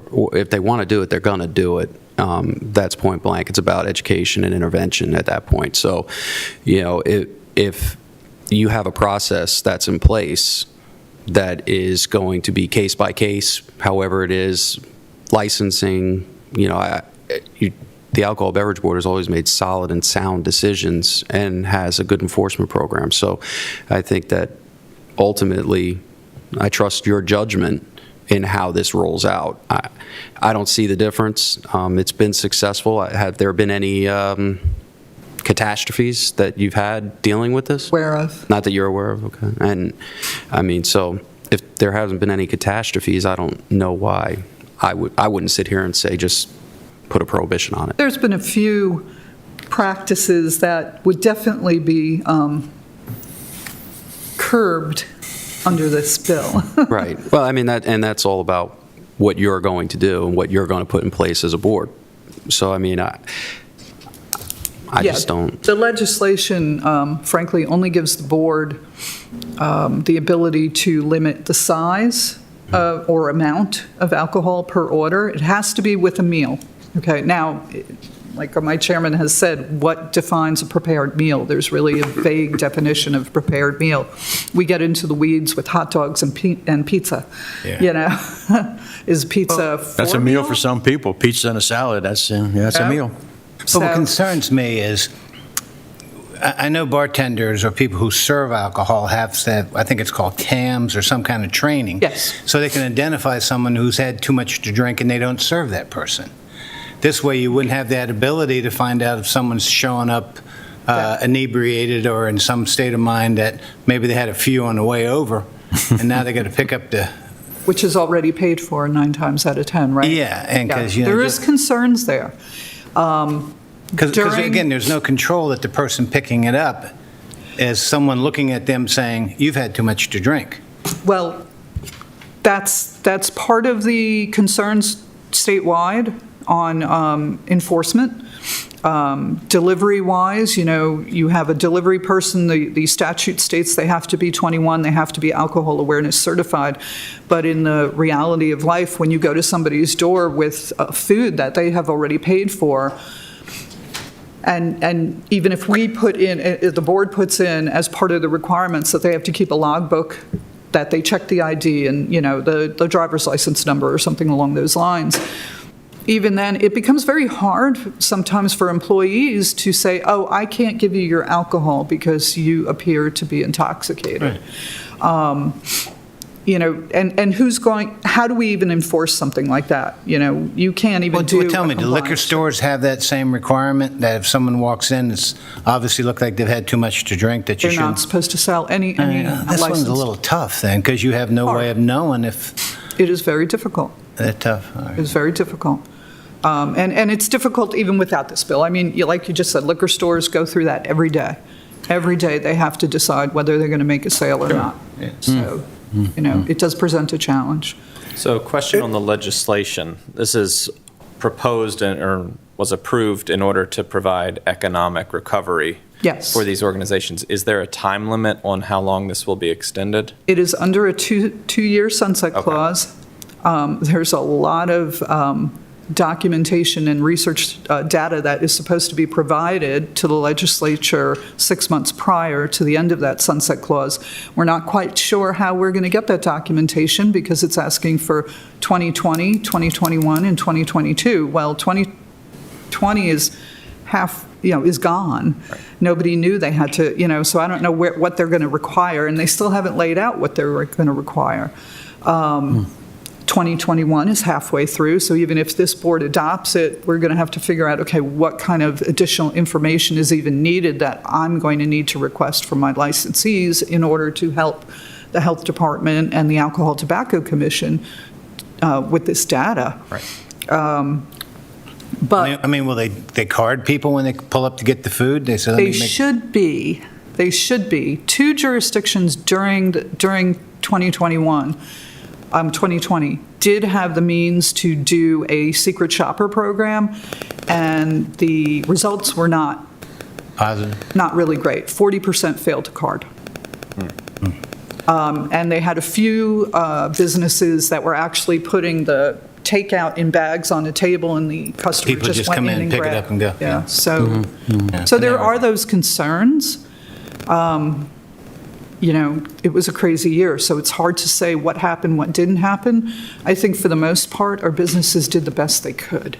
Now, did they respond that it actually helped them stay in business? Is this type of a sales help them because they were allowed to do it? They were Well, able the to. to-go, like I said, the to-go sales, the alcohol to food ratio, and I only had that for my restaurants. I mean, the ones that were hit the hardest were bars that don't have food. Sure. Okay, and they were allowed during the pandemic to sell drinks to go, to try and keep their heads above water. They won't qualify under this bill because they don't have food. It may cause some of them, I know during the pandemic, a few bars did actually include or build kitchens or build out their kitchen in thinking forward. But probably about 50% of our bars will not qualify for this. So, so you're saying that a bar that does not serve food would not qualify for this? Correct. But a restaurant that serves food would qualify? Because the drinks have to be with a prepared meal. So like you said, it could be steak and lobster or pizza and hot dogs, doesn't matter. Correct. Could be an order of french fries, right? Six Again. pack and order of french fries. Yeah, all I know is it can't be, you know, packaged potato chips in a Slim Jim. Yeah, yeah, right. About Two all I bags know. of chips in a. Right, right. Mr. Willenborg? Yes. What, as the chair, I know you've probably had much discussion on this. How do you feel about it? Well, I have concerns. First thing is understand that July 1 is when the Wild West ends, the emergency declaration ends, and I have concerns about people stopping the practices that have been going on. I believe we even had some people using drive-through windows again during COVID-19 because it was a way that was a safer way for our proprietor. Easier way. Yeah. So a lot of that stuff wasn't enforced. It was emergency order allowed people to do some stuff that would normally not happen. So we need everybody to step back at July 1. If the board was to approve this, then it could happen it could happen next month. It could be 3 months. We have the leisure of being able to decide when we want to implement it or not. I mean, that's your board, right? Yes. Yeah. So that's a concern. I don't want people not having the information they need and do right. From the delivery aspect, one of the things that concerns me is the dark porch, some young person coming up, a belligerent customer. Give me my stuff. I bought it. I'm not showing you my ID card. I've already purchased this. Sure. You're by yourself in a home with a bunch of people. You don't have any understanding of your surroundings. And what are you going to do? Let it happen. You're just going to probably let it happen for your own safety. Yeah. You have to give it to them, let them go. Yeah. You know what? So how do you enforce any of this? You can't do a sting operation. You know, I think that'll end up possibly been entrapment, having some detective or somebody ordering a meal and bringing it to the house and trying to see if they do right. Not to mention what officer would like to have their home used. Yes. You got a tough one here. Pardon me? You have a tough one here. Yeah. I personally don't see serving mixed cocktails with a meal in a container. Either. Well, the Now, I can container see be- if you got a sealed wine bottle or Doesn't a have to can be of beer sealed. that's not open, Doesn't have to be selling sealed. that to them, that would be okay, I would think, but a mixed cocktail in a cup. Currently, you've brought us to another discussion we've had. Currently, 90%, more than 90% of our bars and restaurants are allowed to sell to-go, closed, factory sealed as they got. But they're allowed to do that now. Right now, without pandemic rules, you know, they've always been allowed to do that. However, this bill, actually, if they were to utilize delivery, they couldn't do it for beer or wine if they had an on-off They sale. could not do it with No, beer they and wine. couldn't. It's only, the wording is bizarre. I agree. If you're on Doesn't make sale sense. only, which is a minority of my businesses, meaning on sale only, you can only serve in your business, then you would be allowed to deliver beer, wine. or a mixed cocktail. But if you're on off sale, which is the majority, you would only be allowed to do the mixed cocktail. Are most restaurants on sale only? Most of my restaurants are on off. So they have to go to on-off sale in order to do this? No, they already are. That's what I'm saying. We're the opposite. Most of our restaurants are on off sale, meaning Really? they can sell to go. They can Yes. sell to go, yeah. I have a very minority of them. Usually, it's the big chain restaurants by their bylaws are not allowed to do off sale. Or specifically, they're restricted for whatever reason the community doesn't want off sale. But tell me, what I'm used to, Commissioner President Guy, with that on-off sale, because I'm familiar with from the Elks Lodge, is they can sell you a six-pack of beer or a bottle of liquor or something that hadn't been opened. Correct. But this idea of giving you a cup And with this board, a you lid remember, on it, a few years back, we did growlers, but the boards were given the leeway in the law to distinguish, to make a tamper-proof seal, which our board did in the rules and regs. We required a tamper-proof seal on our growlers in order to not only keep the business protected and the customer protected, but also law enforcement would be able to identify if that had been a broken seal, if it was indeed an open container.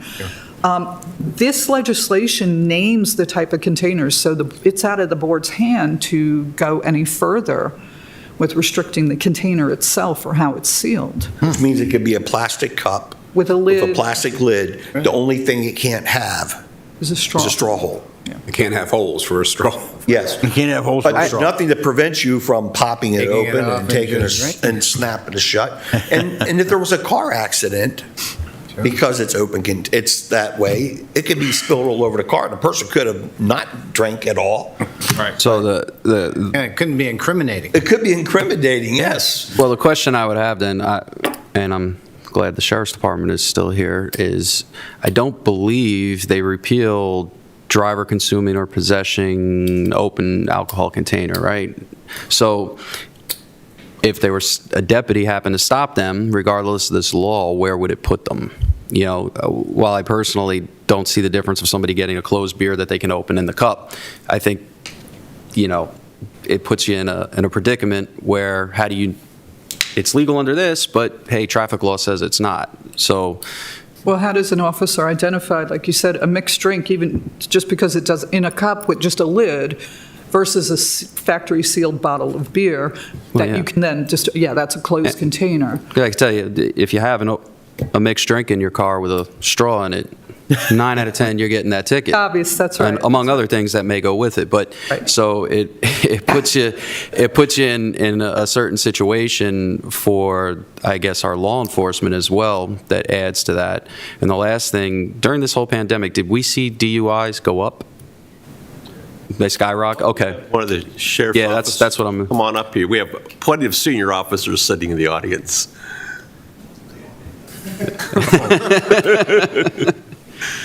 There's a good law Big guns enforcement's- coming up. Law enforcement's take on this one. I think it's important, yeah.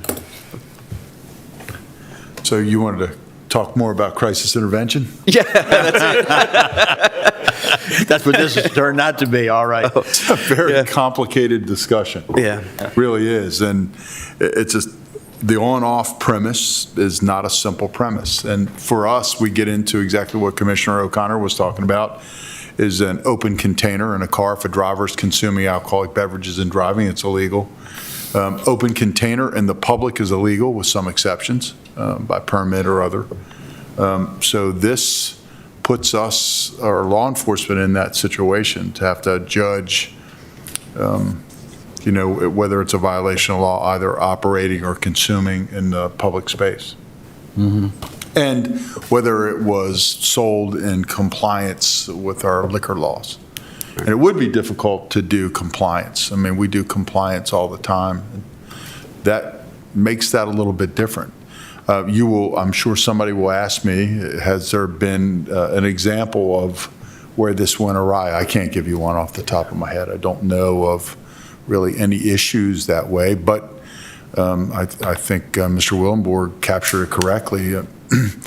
During this COVID epidemic, we were very sensitive to businesses being able to stay alive and thrive. So, and again, complicated scenarios, that was not our focus. It was trying to, all of us work together to be able to keep businesses afloat and people engaged and give the public some outlet. So I don't know if that helps you at all, but it is a complicated scenario. Yeah. For me, it does, at least, because you have conflicting laws. You have the enforcement of the laws, putting law enforcement in what could be a precarious situation, trying to figure out two ends, which law, where to come from, how did it come from, and you're turning an open container into a caper, I mean, with a huge investigation. And then your end of it, well, my personal views are one thing, but I see the woes that you're laying out here that could be accompanied with it. Possible, yeah. And we've also seen an increase in the last checks that they did, compliance checks, I think 21% failed. Yeah. There was an So increase. we normally, month to month, have 0 failures. This time it was 21%. So that's not a good trend. And nationally, the trends are bad. I believe there was a large upward trend on people actually drinking at work. In other words, telecommuting from home and drinking while they're on the job. Increase of women by 41% of drinking. Of binge drinking, was it not? Yes. So there are some national trends. We don't have that data here, or really a way to collect it. The other thing about this ordinance is, this bill is going to be, it's going to put the responsibility on the board to provide a permit for the people do this with no charge, and also any of the compliance checks that are done in the future and the increase necessary that would have to be the monitor is all on us. So that's another reason why we wanted to come here and have a discussion, was that there could be monetary issues and being able to run the board in the future. Well, beyond what the sheriff has stated and his staff, I just recalled a conversation that I had with a chief of a rescue squad, and they've been responding out to somebody that frequently calls 911. And they said when they go, they would have lots of miniatures delivered. I mean, I think the number they used was like 60 or something like that. It was insane. So I can see that might be shooting high, but I believe that was the number they used. Either way, I think you have a long road ahead of you on figuring this one out, but if you take all of these factors in, I think that the reset button is probably needed on this. A miniature delivery would be one of the things that wouldn't be allowed. It's clear, it says mixed drink or cocktail, which is, again, a mixed drink. Yeah. And currently, our rules and regs in St. Mary's County have always prohibited delivery because of the enforcement aspect. Our AACs, our past AACs have always said there's no way we can, it would be almost impossible to do compliance checks for delivery. What do? Follow the delivery van around all day? I don't think so, right? So And it seems that what the businesses mostly in the survey wanted was a continuation of the use of their expanded space that they're using now. People enjoy dining outdoors. We don't have any say over that. That's other agencies, and we're like the final rubber stamp, say, yes, you can serve drinks here, but we have no control over anything but the final approval is saying yes.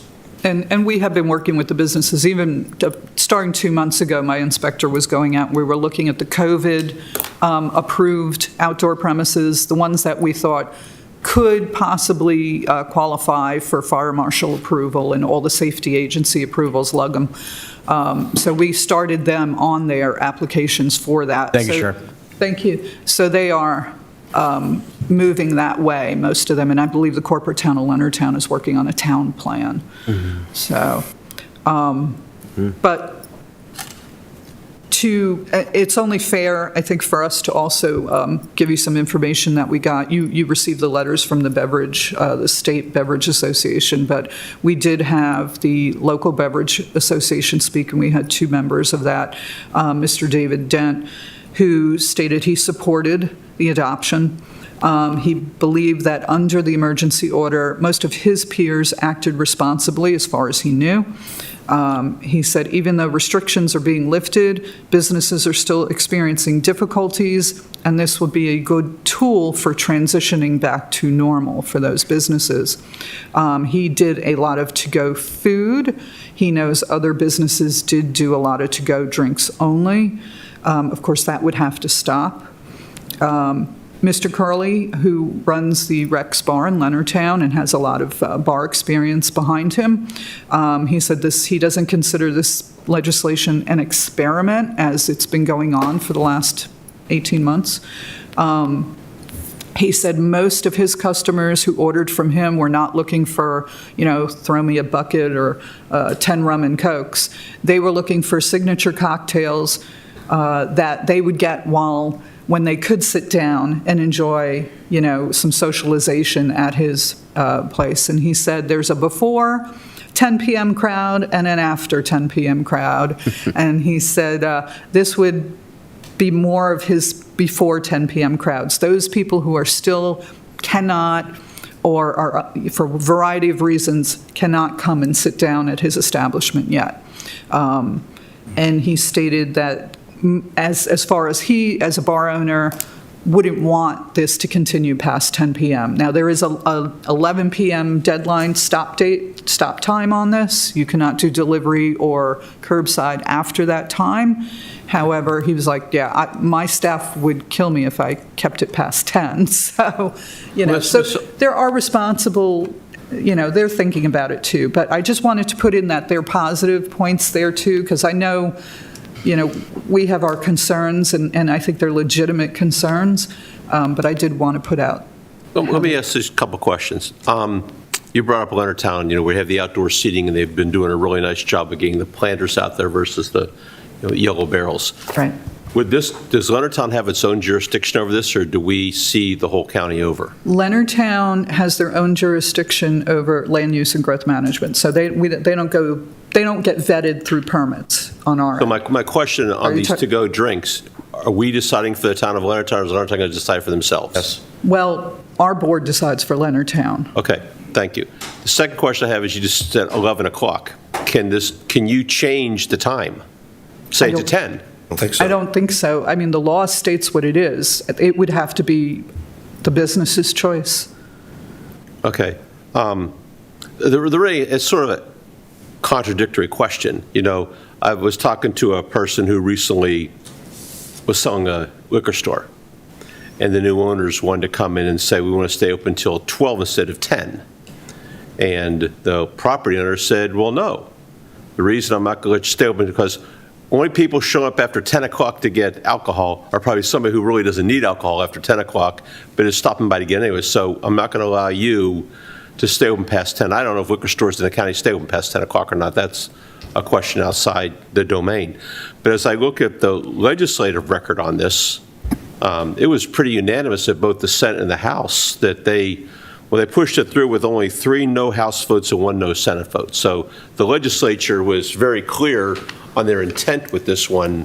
And now you're coming back to us to sit there and say, how do we feel about it? And I'd like to send some to the evidence that you presented is great, but I wouldn't mind going around and asking a few of the bars and things like that what their opinion is. I have a funny feeling I know the answer, but it never hurts to go get the answer unless you see it, look in their eyes and ask the question. I still worry about underage drinking. Go online, make your order, pay for it, credit card, pull up, who cards you. And this has always been the difficulty, probably the thing that keeps business owners up at night is my staff going to do the right thing? Sure.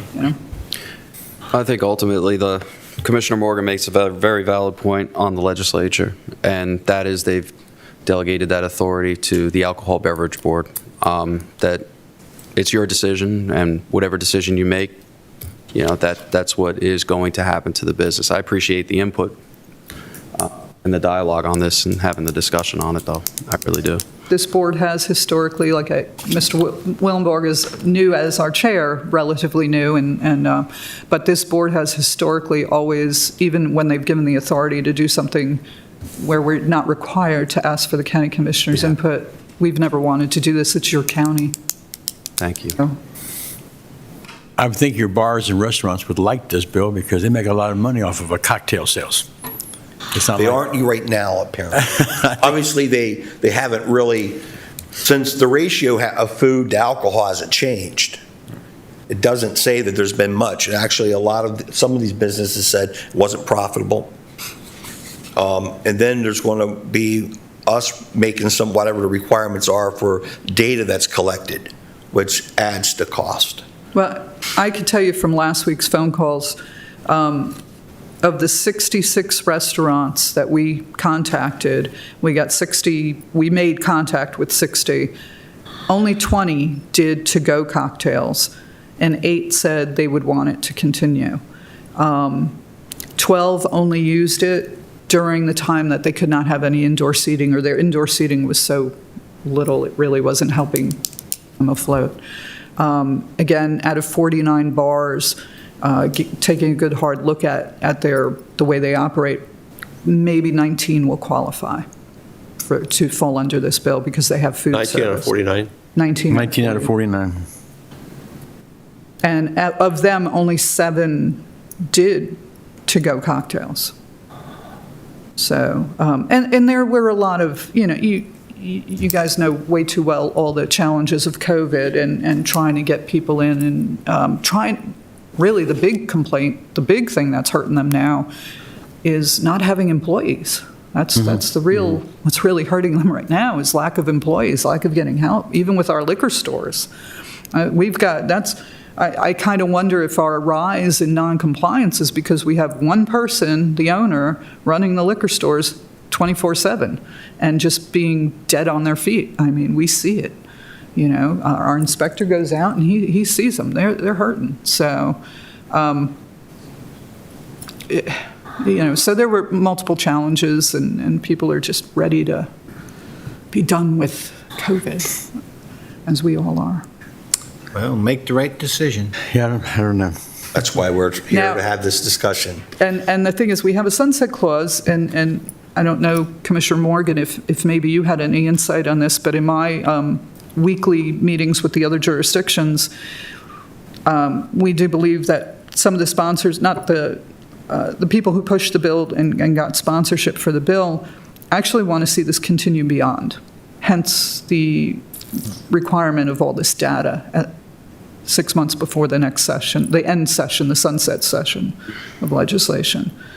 So that is a concern because we are only one of how many counties? I know our urban counties, our city counties are they're already ready to go with this. They want this to continue. They lost a lot of businesses, some to the tune of 50% of loss in their business, like businesses just shut their doors and closed down and left. We have a resilient people in St. Mary's County. These guys are made of tougher stuff, and they've hung on. So, so hence the more. Understand. Yeah. Thank you. Understand. Any other questions, commissioners? No. Yeah, tough job ahead of you on this decision. So we appreciate you coming forth and we really sharing do. with Yeah. us. Yeah. And personally, I don't see buying a to-go cup of a drink.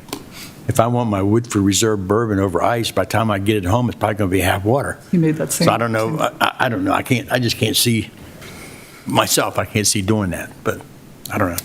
And I believe you made that same point with Mr. Curley, and he said, I don't know how my drink cap travels, how well it travels. I don't know. Or whether everything, so the time I get home, I got. That was one of the suggestions they make. Well, maybe you should tell us we can't use ice. And your own ice. Put your own ice when you get home, right?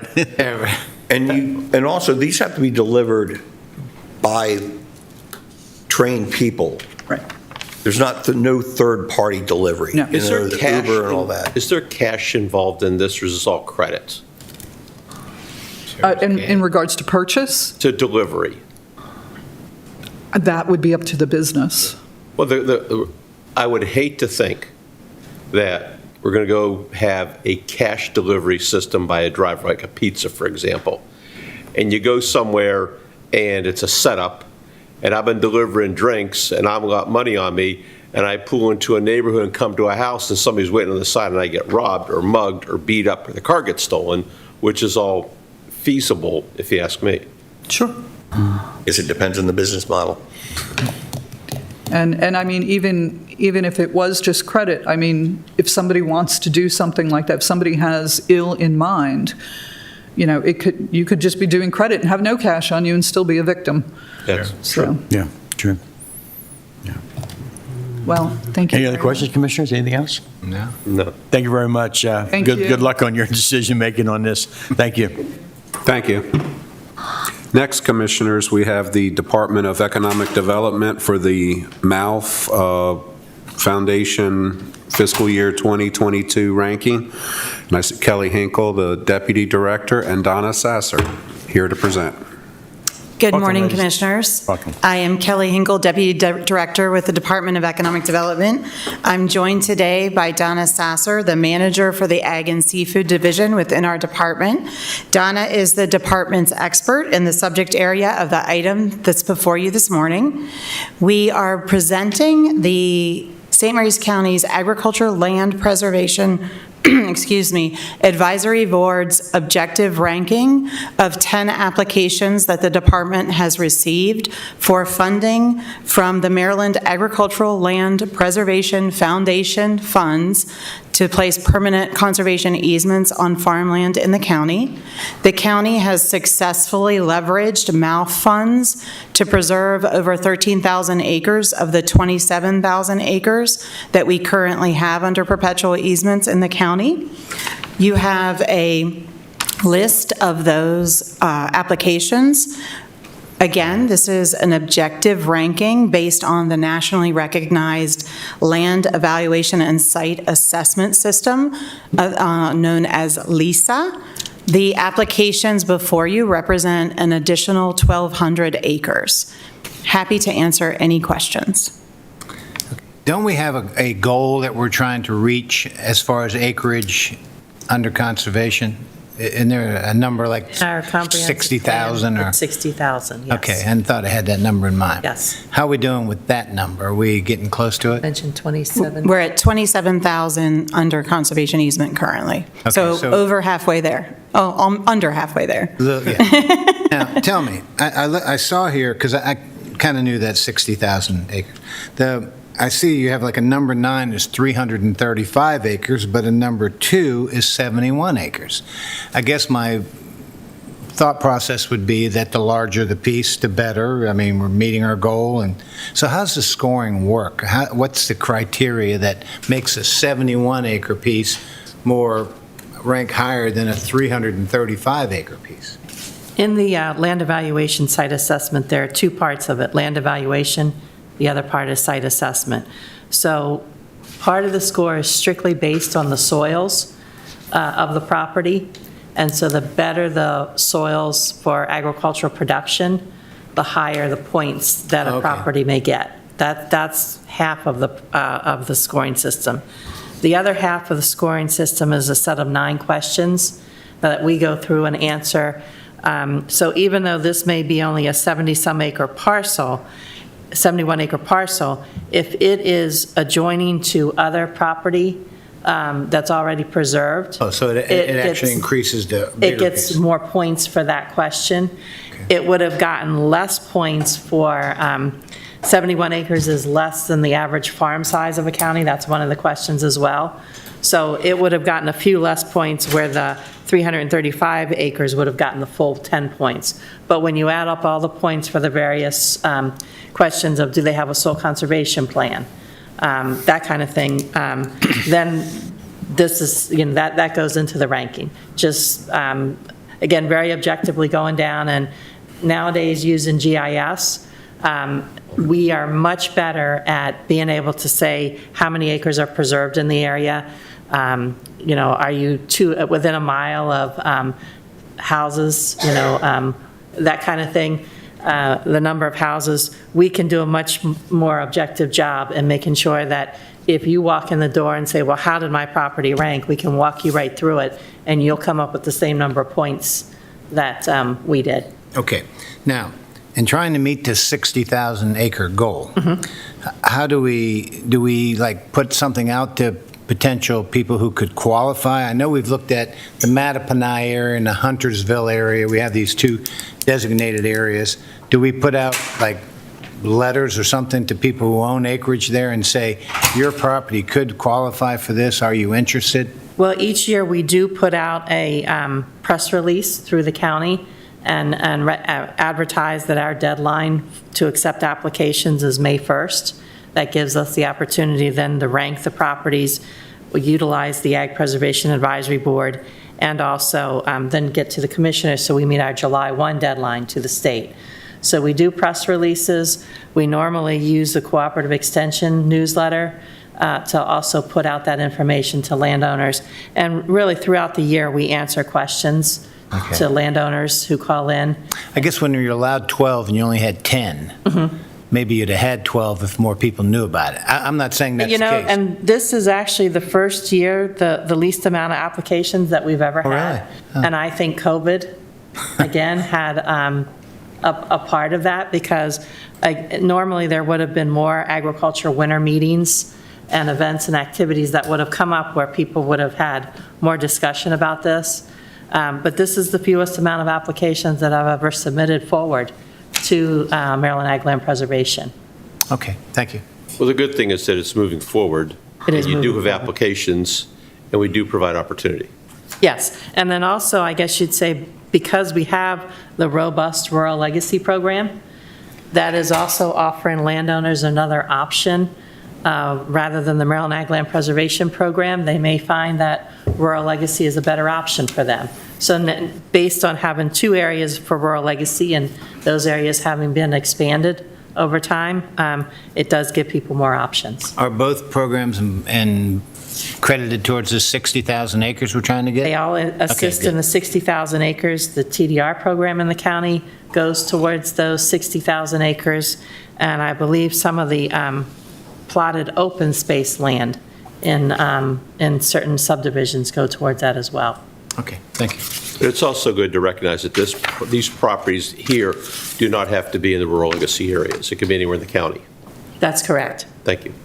I move to support the St. Mary's County Agricultural Land Preservation Advisory Board's ranking of the properties to be considered for MALPF funding, and to have the Commissioner President sign all related documents. Second. I have a first and second. All in favor? Aye. Any opposed? Ayes have it. Thank you, ladies. Thank you all. Thank you, Commissioners. Next is the Department of Human Resources with the St. Mary's Soil Conservation District MOU. Ms. Catherine Pratson, Director, presenting. Thank you. Good morning again. Morning again, Catherine. You may recall that in February, Robert Cooper, the chair of the St. Mary's County Soil Conservation District, and Bruce Young, the district manager, requested commissioner consideration to develop a new agreement between St. Mary's County and the Soil Conservation District related to funding this district manager position, specifically for the provision of retiree health and life benefits. Since 1979, the Soil Conservation District Manager position, the county has paid 1/2 of the salary for that position and provides health insurance and life benefits to that position. Soil conservation districts are independent units of government in every county, and in many counties, the individual holding that position is a county employee. The other half of the salary and benefits for that role is provided by the state. So Commissioner consideration and approval of an updated agreement with the district, with Soil Conservation District, continuing the provision of 50% of the salary for the district manager position, and continuing the provision of subsidized health and life insurance benefits, and adding the provision of retiree health benefits is requested. I'm not opposed to this, but who does the soil conservation manager answer to? Somebody at the state or somebody at the county? The board. Okay. So is We that appoint. the board we appoint? All right, so I guess that can be us. And is this common in other counties? This, Yes, in many other counties, this position is a county position. all right, good. Well, I move to approve the MOU with the St. Mary's County Soil Conservation District outlining the salary and benefits provided by St. Mary's County government for the Soil Conservation District Manager position, and authorize the Commissioner President to sign the related documents. Second. I have a first and a second. All in favor? Aye. Any opposed? Ayes have it. Thank you, Ms. Catherine. Thank you. Thank you, Commissioners. And next, the Department of Human Resources, Catherine Pratzen, Director, presenting again regarding the resolution for additional holiday leave. Yes, and thank you. And as we all lived through last week, on Thursday, the 17th of June, President Biden signed legislation making Juneteenth a federal holiday, enshrining June 19th as the national day to commemorate the end of slavery in the United States. In response, the Federal Office of Personnel Management announced that most federal employees would observe the holiday on Friday, the 18th. Following that announcement, Governor Hogan announced state government agencies and offices will be closed on Friday, June 18th, and the commissioners followed suit. We're presented today with a resolution granting June 18th as an additional paid holiday for 2021 or as a floating holiday leave for employees required to work.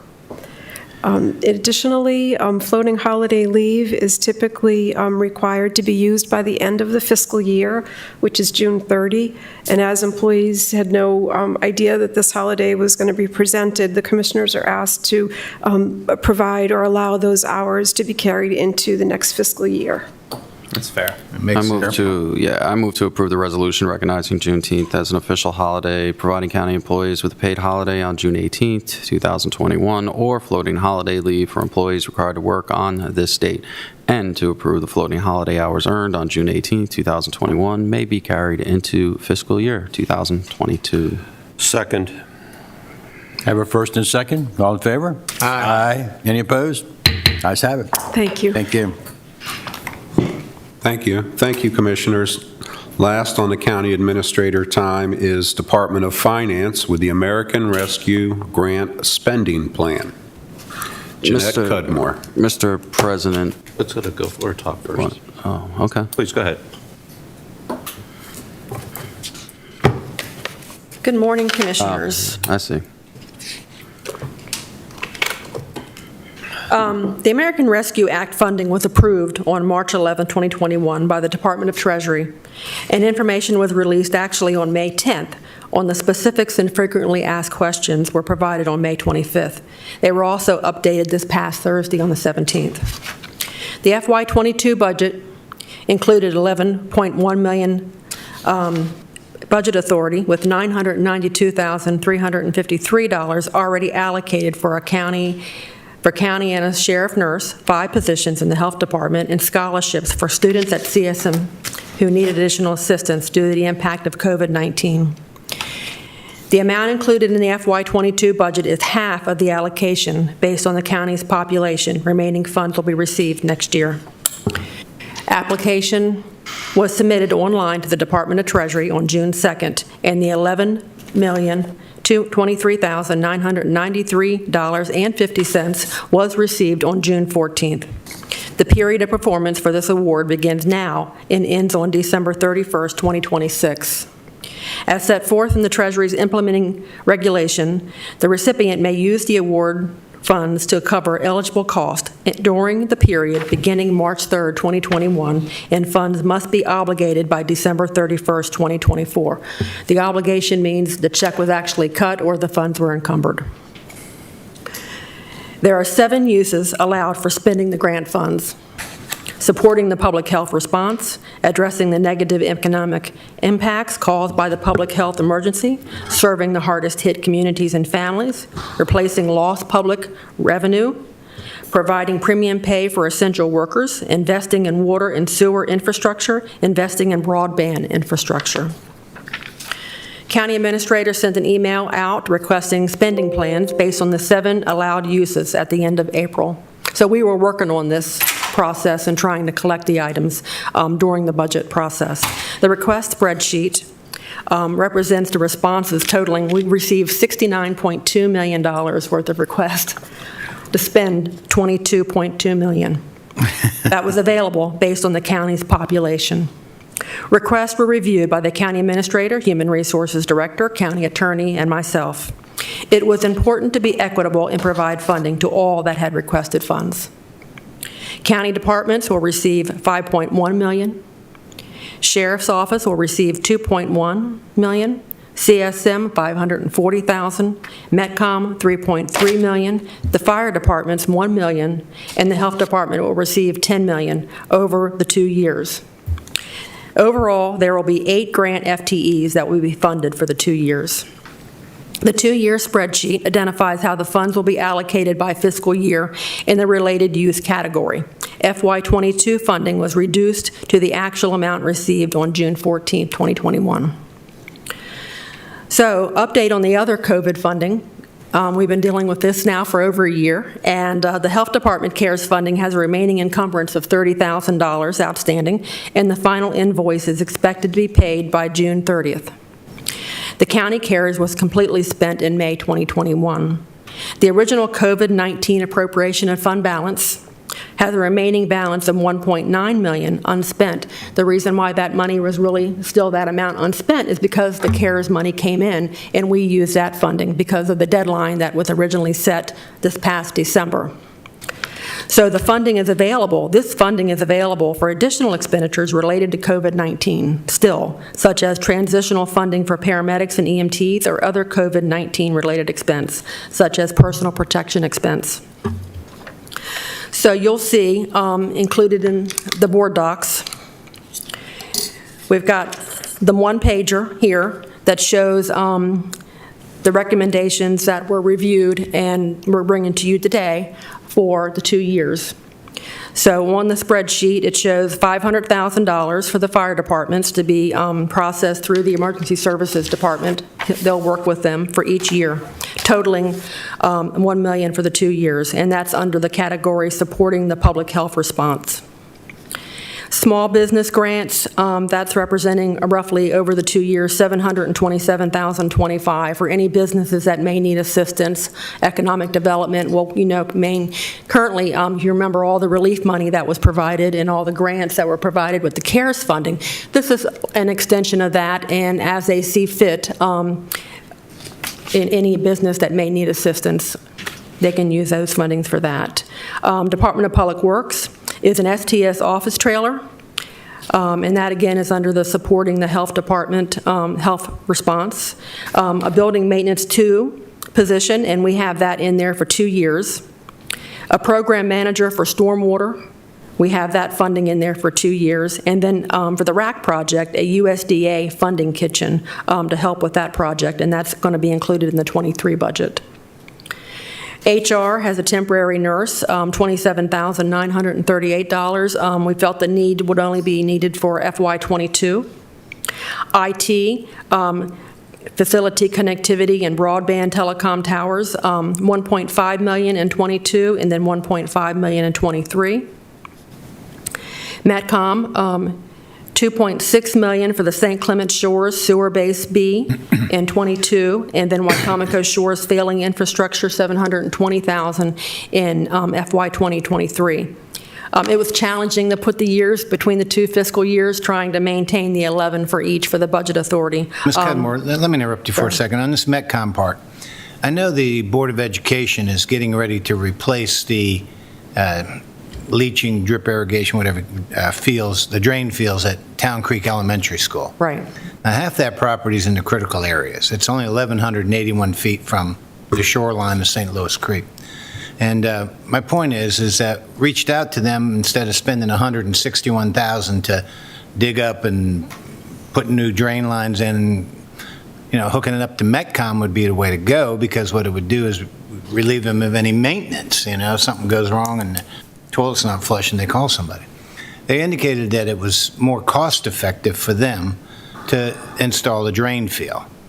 But with a pipeline out front, it seemed like it would make, I hate to use the term, the right thing to do, because there's so many definitions of that. Right. But it seemed like it would make sense that a public school would be on public water and sewer. Would this kind of money be available to help with that? I would leave that up to Metcom to make sure. 'Cause, well, It they was asked not- I don't think it George believed Erickson it was asked me more their that question. request. Yeah, George Erickson asked me that question, and I said, I'll have to ask you. right, right. And there is guidelines that talks about each of these. Well, maybe you can get back to me at I some can time. get back to you, sure. If the guidelines don't fit, they don't fit. Right. But it just doesn't make sense that drain field was put in 1957. And an Right. elementary school, of course, has a lot of flushes per day.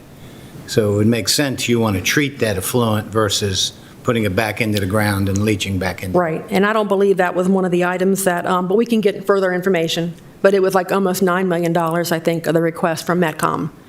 And that detail is on the request, that totals in the package. Okay. But we can get more info on the school. So what you've done here, you prioritize We did, we took, the request that Metcom made. right. And that was the latest request that we had received from Metcom was the $2.6 million of the St. Clement Shore sewer. I'll definitely support that. Yes, and then the Wycomico Shores failing infrastructure. The sheriff, Community Day Reporting and Behavioral Health Center, this will be similar to the center they have outside the corrections now. An incarcerated inmate program, classroom, and office space. Where is the Community Day Reporting and Behavioral Health Center physically located? It's the correctional cares, The jail? yep, up at the jail, Right behind us? yes. It would be in the laydown area right there, where, you know, where the community corrections center has gone now. Now we have like the construction laydown area, that area. Thank you. Yeah. And then the incarcerated inmate program, classrooms, and office space. And of course, they have the nurse that was already provided, and we put that in there for 2 years funding of $136,856 each year. Recreation and Parks, their request of a summer enrichment program and a CIP for Carver Recreation Center, that would be total request for $200,000 for them. CSM scholarships for the students that need assistance, we put the $270,000 in there for 2 years to help these I thought students. their request was specifically 1 year, and they were pretty clear on that. We can review that and make sure. I mean, if that's, I'll go back and double check their request, and if it was just 1 year, that would be I just free up remember the them stressing 270 to for us, another this is a area. one-time request. Okay, okay, well, Right. that's good. That's what they You're said. correct on that. All right, then we can allocate that 270 to another area. And then the Health Department, there are 5 positions that were included in their request that was in the recommended for the 2 years. Maintain ready-level COVID surge operations totaling $3.5 million over the 2 years.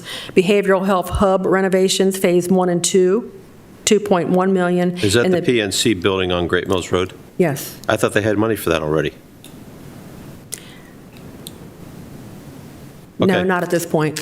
Right, this was her request, and we put these in priority order for her.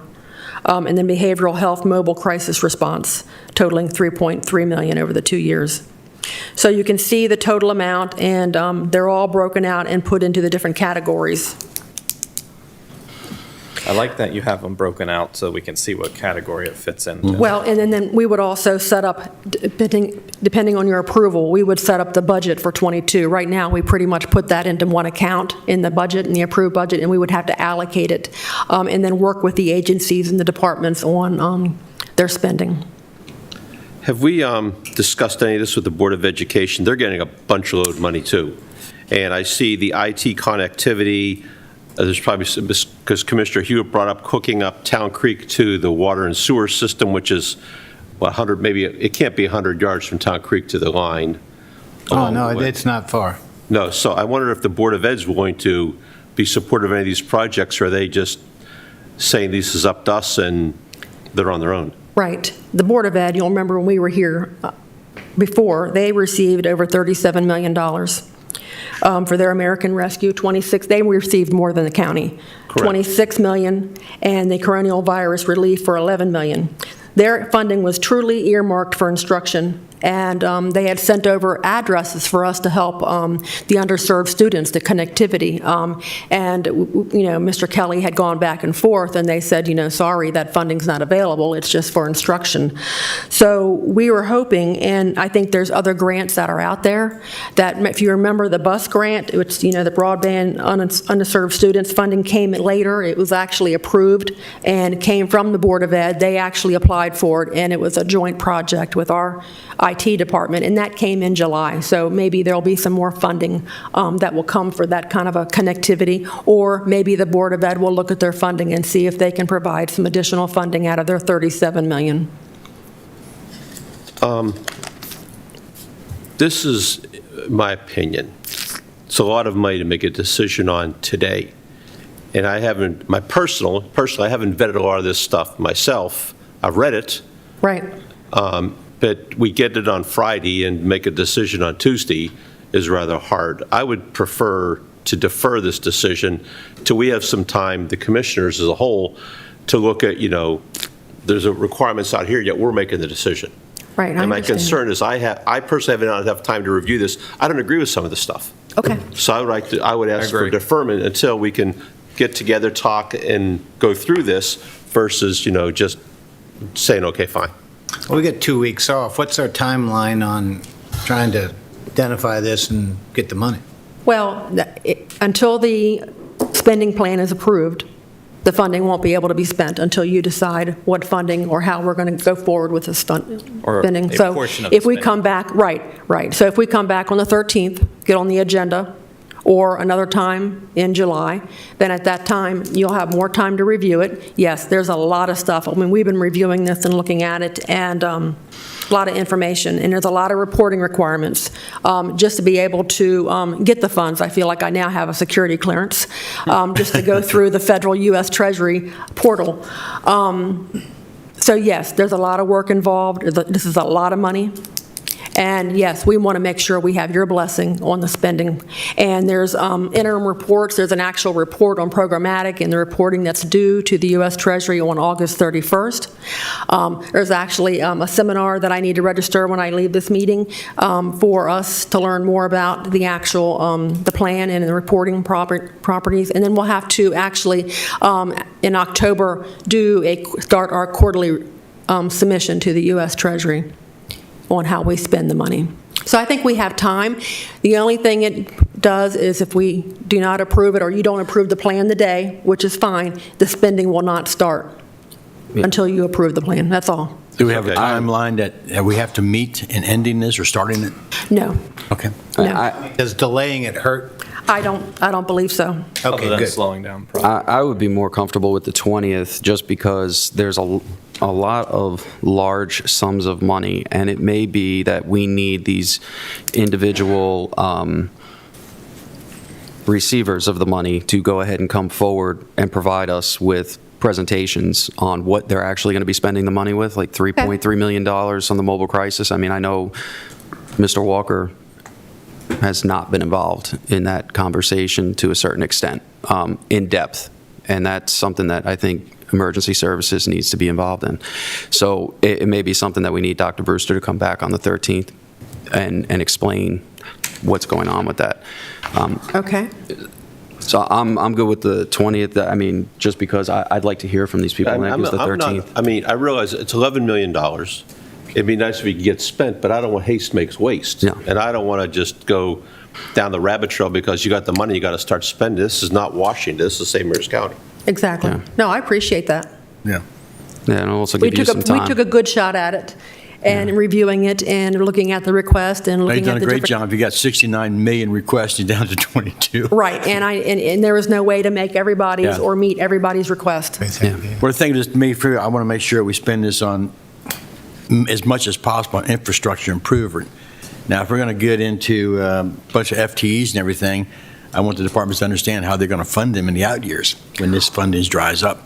Well, It's very important that exactly. they understand that these positions may be only part-time. Right. But the ones that we already approved in the budget, that spending can already start, correct? Yes. If that's an approval that you would like to provide today. Yeah, I think whatever's already previously allocated, 992? Okay. I mean, that's already been thoroughly vetted.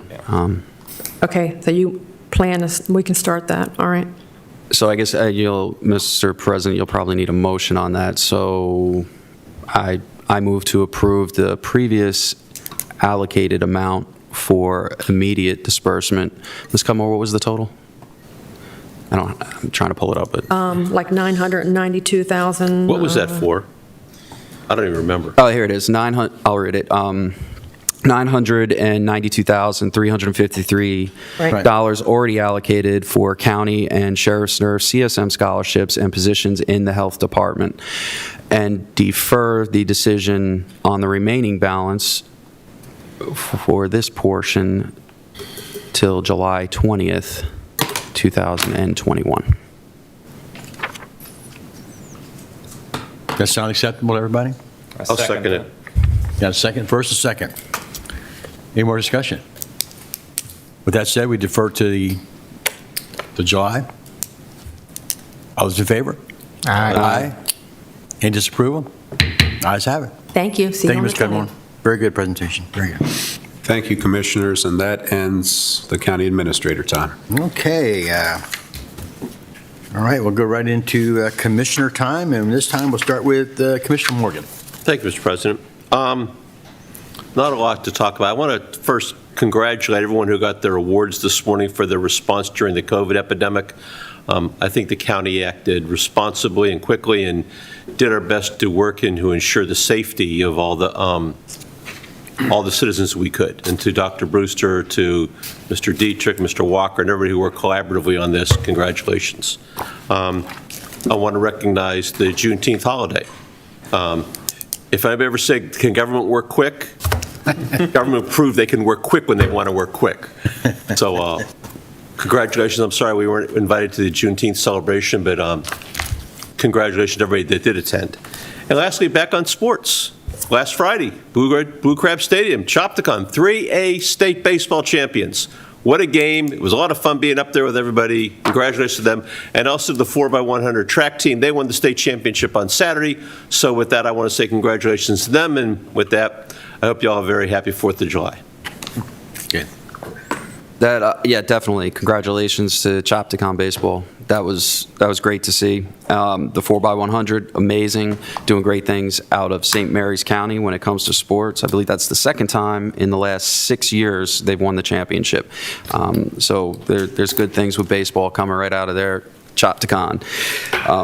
One, I'd like to thank Commissioner Morgan and my colleagues for assisting Department of Emergency Services in rolling out the EMS plan. It has been, they've received briefings, they're working diligently, and the reason I'm addressing this is because there's been a lot of false information put out by individuals within the realm, and that we're not going to have any services after June 30th. And while I'm not going to get into the individualistic nature of how things came about, what I can assure you is that the members of this board have given Mr. Walker the ability to do his job, provide for the citizens of this county, and there was a memo that was put out. There is staff that is hired. There are paramedics that are hired. Our Department of Human Resources is working diligently. As I said earlier, they're swimming, and they're definitely doing a great job, and I appreciate that in the conversation with Ms. Pratson.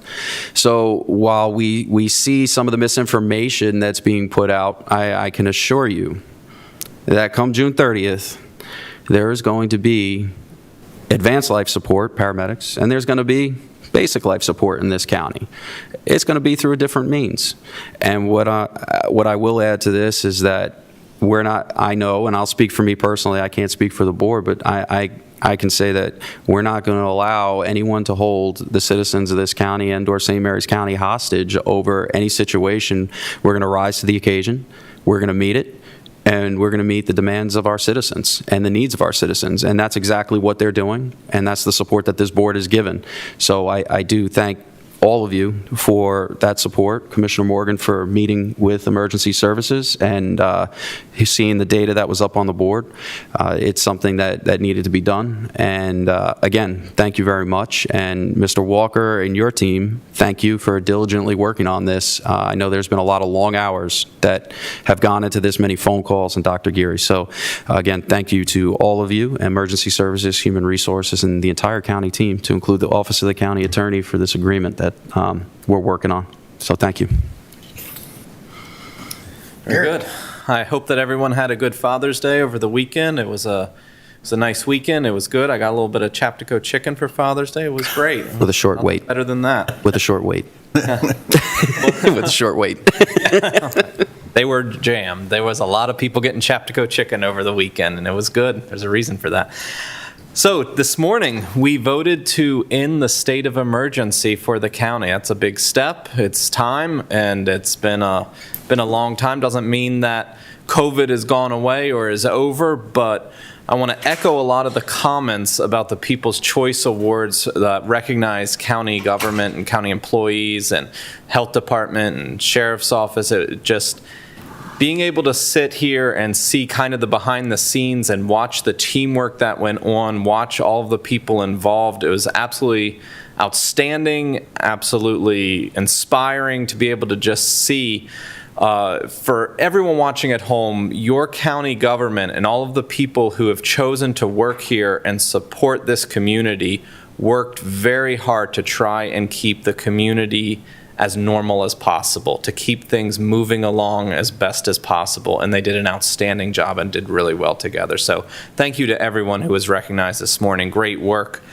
And then this morning we talked about the American Rescue Grant. We've known this funding was coming for a long time. We did the right thing this morning, I think, just kind of slowing it down just a little bit, because $22 million is a lot of money, but there's a lot of needs. I fully support continuing the broadband expansion with these funds. So that part of it, I'm no doubt in my mind that's a great use of the funds, but it's what's the most efficient use of the funds. And Commissioner President Guy was right that I'd like to see a lot of this continue for infrastructure for our county. We've got a chance to really get ahead with some projects, making use of these funds and just really making the best use of these funds. So I'm looking forward to getting that finalized over the next couple months. Thank you. Well, this past weekend, I'm sorry I missed the Juneteenth, but it always falls on the same weekend as my wife's birthday, Father's Day, and my grandson's birthday. So we were in Bel Air, about 30 miles north of Baltimore, for that, and honestly, it was a great day. I know I'm getting older when about 15 kids wear you out at a birthday party, Lord knows, but it's a 4-year-old's birthday party is a special event. COVID restrictions, lifting the state of emergency. We're getting back to normal. We're starting to, hopefully resume our lives before COVID. It's been a big interruption. Every time we turn around, if something's wrong with something, COVID did it. Something wasn't delivered, COVID did it. It'd be so nice to put that behind us. And while we should wear the mask whenever we're in those kind of situations that demand it, or whenever you're not vaccinated, it's important to get vaccinated and be able to live your lives normally. Today is June 21st. It's the first day of summer. It's amazing summer's already showed up, but it's been hot enough for summer. It's supposed to be a little cooler today, but Lord knows, let's not get too hot too quick. Now, we're off for the next 2 weeks, so I want to wish you a happy 4th of July. That's always a midpoint of summer, and Lord knows, the older you get, the faster these holidays come. Lastly, just a little bit of information. I learned last night that there's potential for a land donation by someone in Charlotte Hall for a YMCA in that area. Be a great idea. There's still a lot of work to do to look into that. But if someone's willing to donate the land and fund the YMCA, hey, that's part of an original vision of 3 of them for St. Mary's County, and YMCA's are good things. Thank you. Thank you, Commissioners. We have no meeting the next 2 weeks, and it gives all time to look at this American Rescue Plan, as well as reflect on the things that have happened so far during our budget process. Unfortunately, I'd like to say happy 4th of July, but I don't even know of 2 places I think they're going to have fireworks this year. I understand Solomon's Island is going to go through their fireworks. No, they're not. Huh? No. They're not? No. I thought they were. They reinstated it. They reinstated it, as far as I know. They got the money. That's what I Yeah. just heard, they reinstated it. Big petition. Yeah, there was a guy, he started the petition on Facebook and Yes. Facebook Live and all that. Yeah, they got it back, yeah. Okay. And then up in Charlotte Hall, I think they're going to, homeowners up there, so are going to have theirs too. Blue Crabs, they're doing fireworks too. Oh, Blue Crab too? Okay. So we got several places you can go if you're looking for fireworks. I sort of miss them when we don't have them. So try to get out, find the locations, and enjoy your 4th of July. Father's Day was different for me. I told my wife, she said, what do you want for Father's Day? And I said, I want fried chicken, like Mom used to fry. So she said, start frying. So I ended up frying my own fried chicken for my dinner. Get on the Chapter It was good, though. I should have gone to Chapco, but I've been to Chapco before in days like that, and you had to stand in line to get your chicken. I said, nah, I'm not going to do that. I said, I'll fry my own chicken. So I did, and it was very good. Also, I wanted ribs. My wife doesn't like ribs, so I do my own ribs. So, that's just the way it is. That's just the way it is. Juneteenth is, I want to thank our acting county administrators for the quick response that we went through that Thursday, trying to decide what to do with the holiday. And then, of course, when the state came through and the fellow counties were getting ready to do the same thing, we had to make a quick decision. And I appreciate the help that both of y'all gave me in getting that decision out there quickly to everybody so we could follow through with this quickly signed in holiday, the day, almost 2 days before it happened. So I thank you all very much for the work you've done. With that being said, I want everybody to, enjoy your 4th of July weekend and be careful, and meeting adjourned. Oh, excuse me, wait a minute. Mr. President, we move into executive, sorry, pardon me. Mr. President, I have a motion to move into executive session for the purpose of discussing real property. Okay. Second. Got a first and second, all in favor? Aye. No nays, none. Meeting over.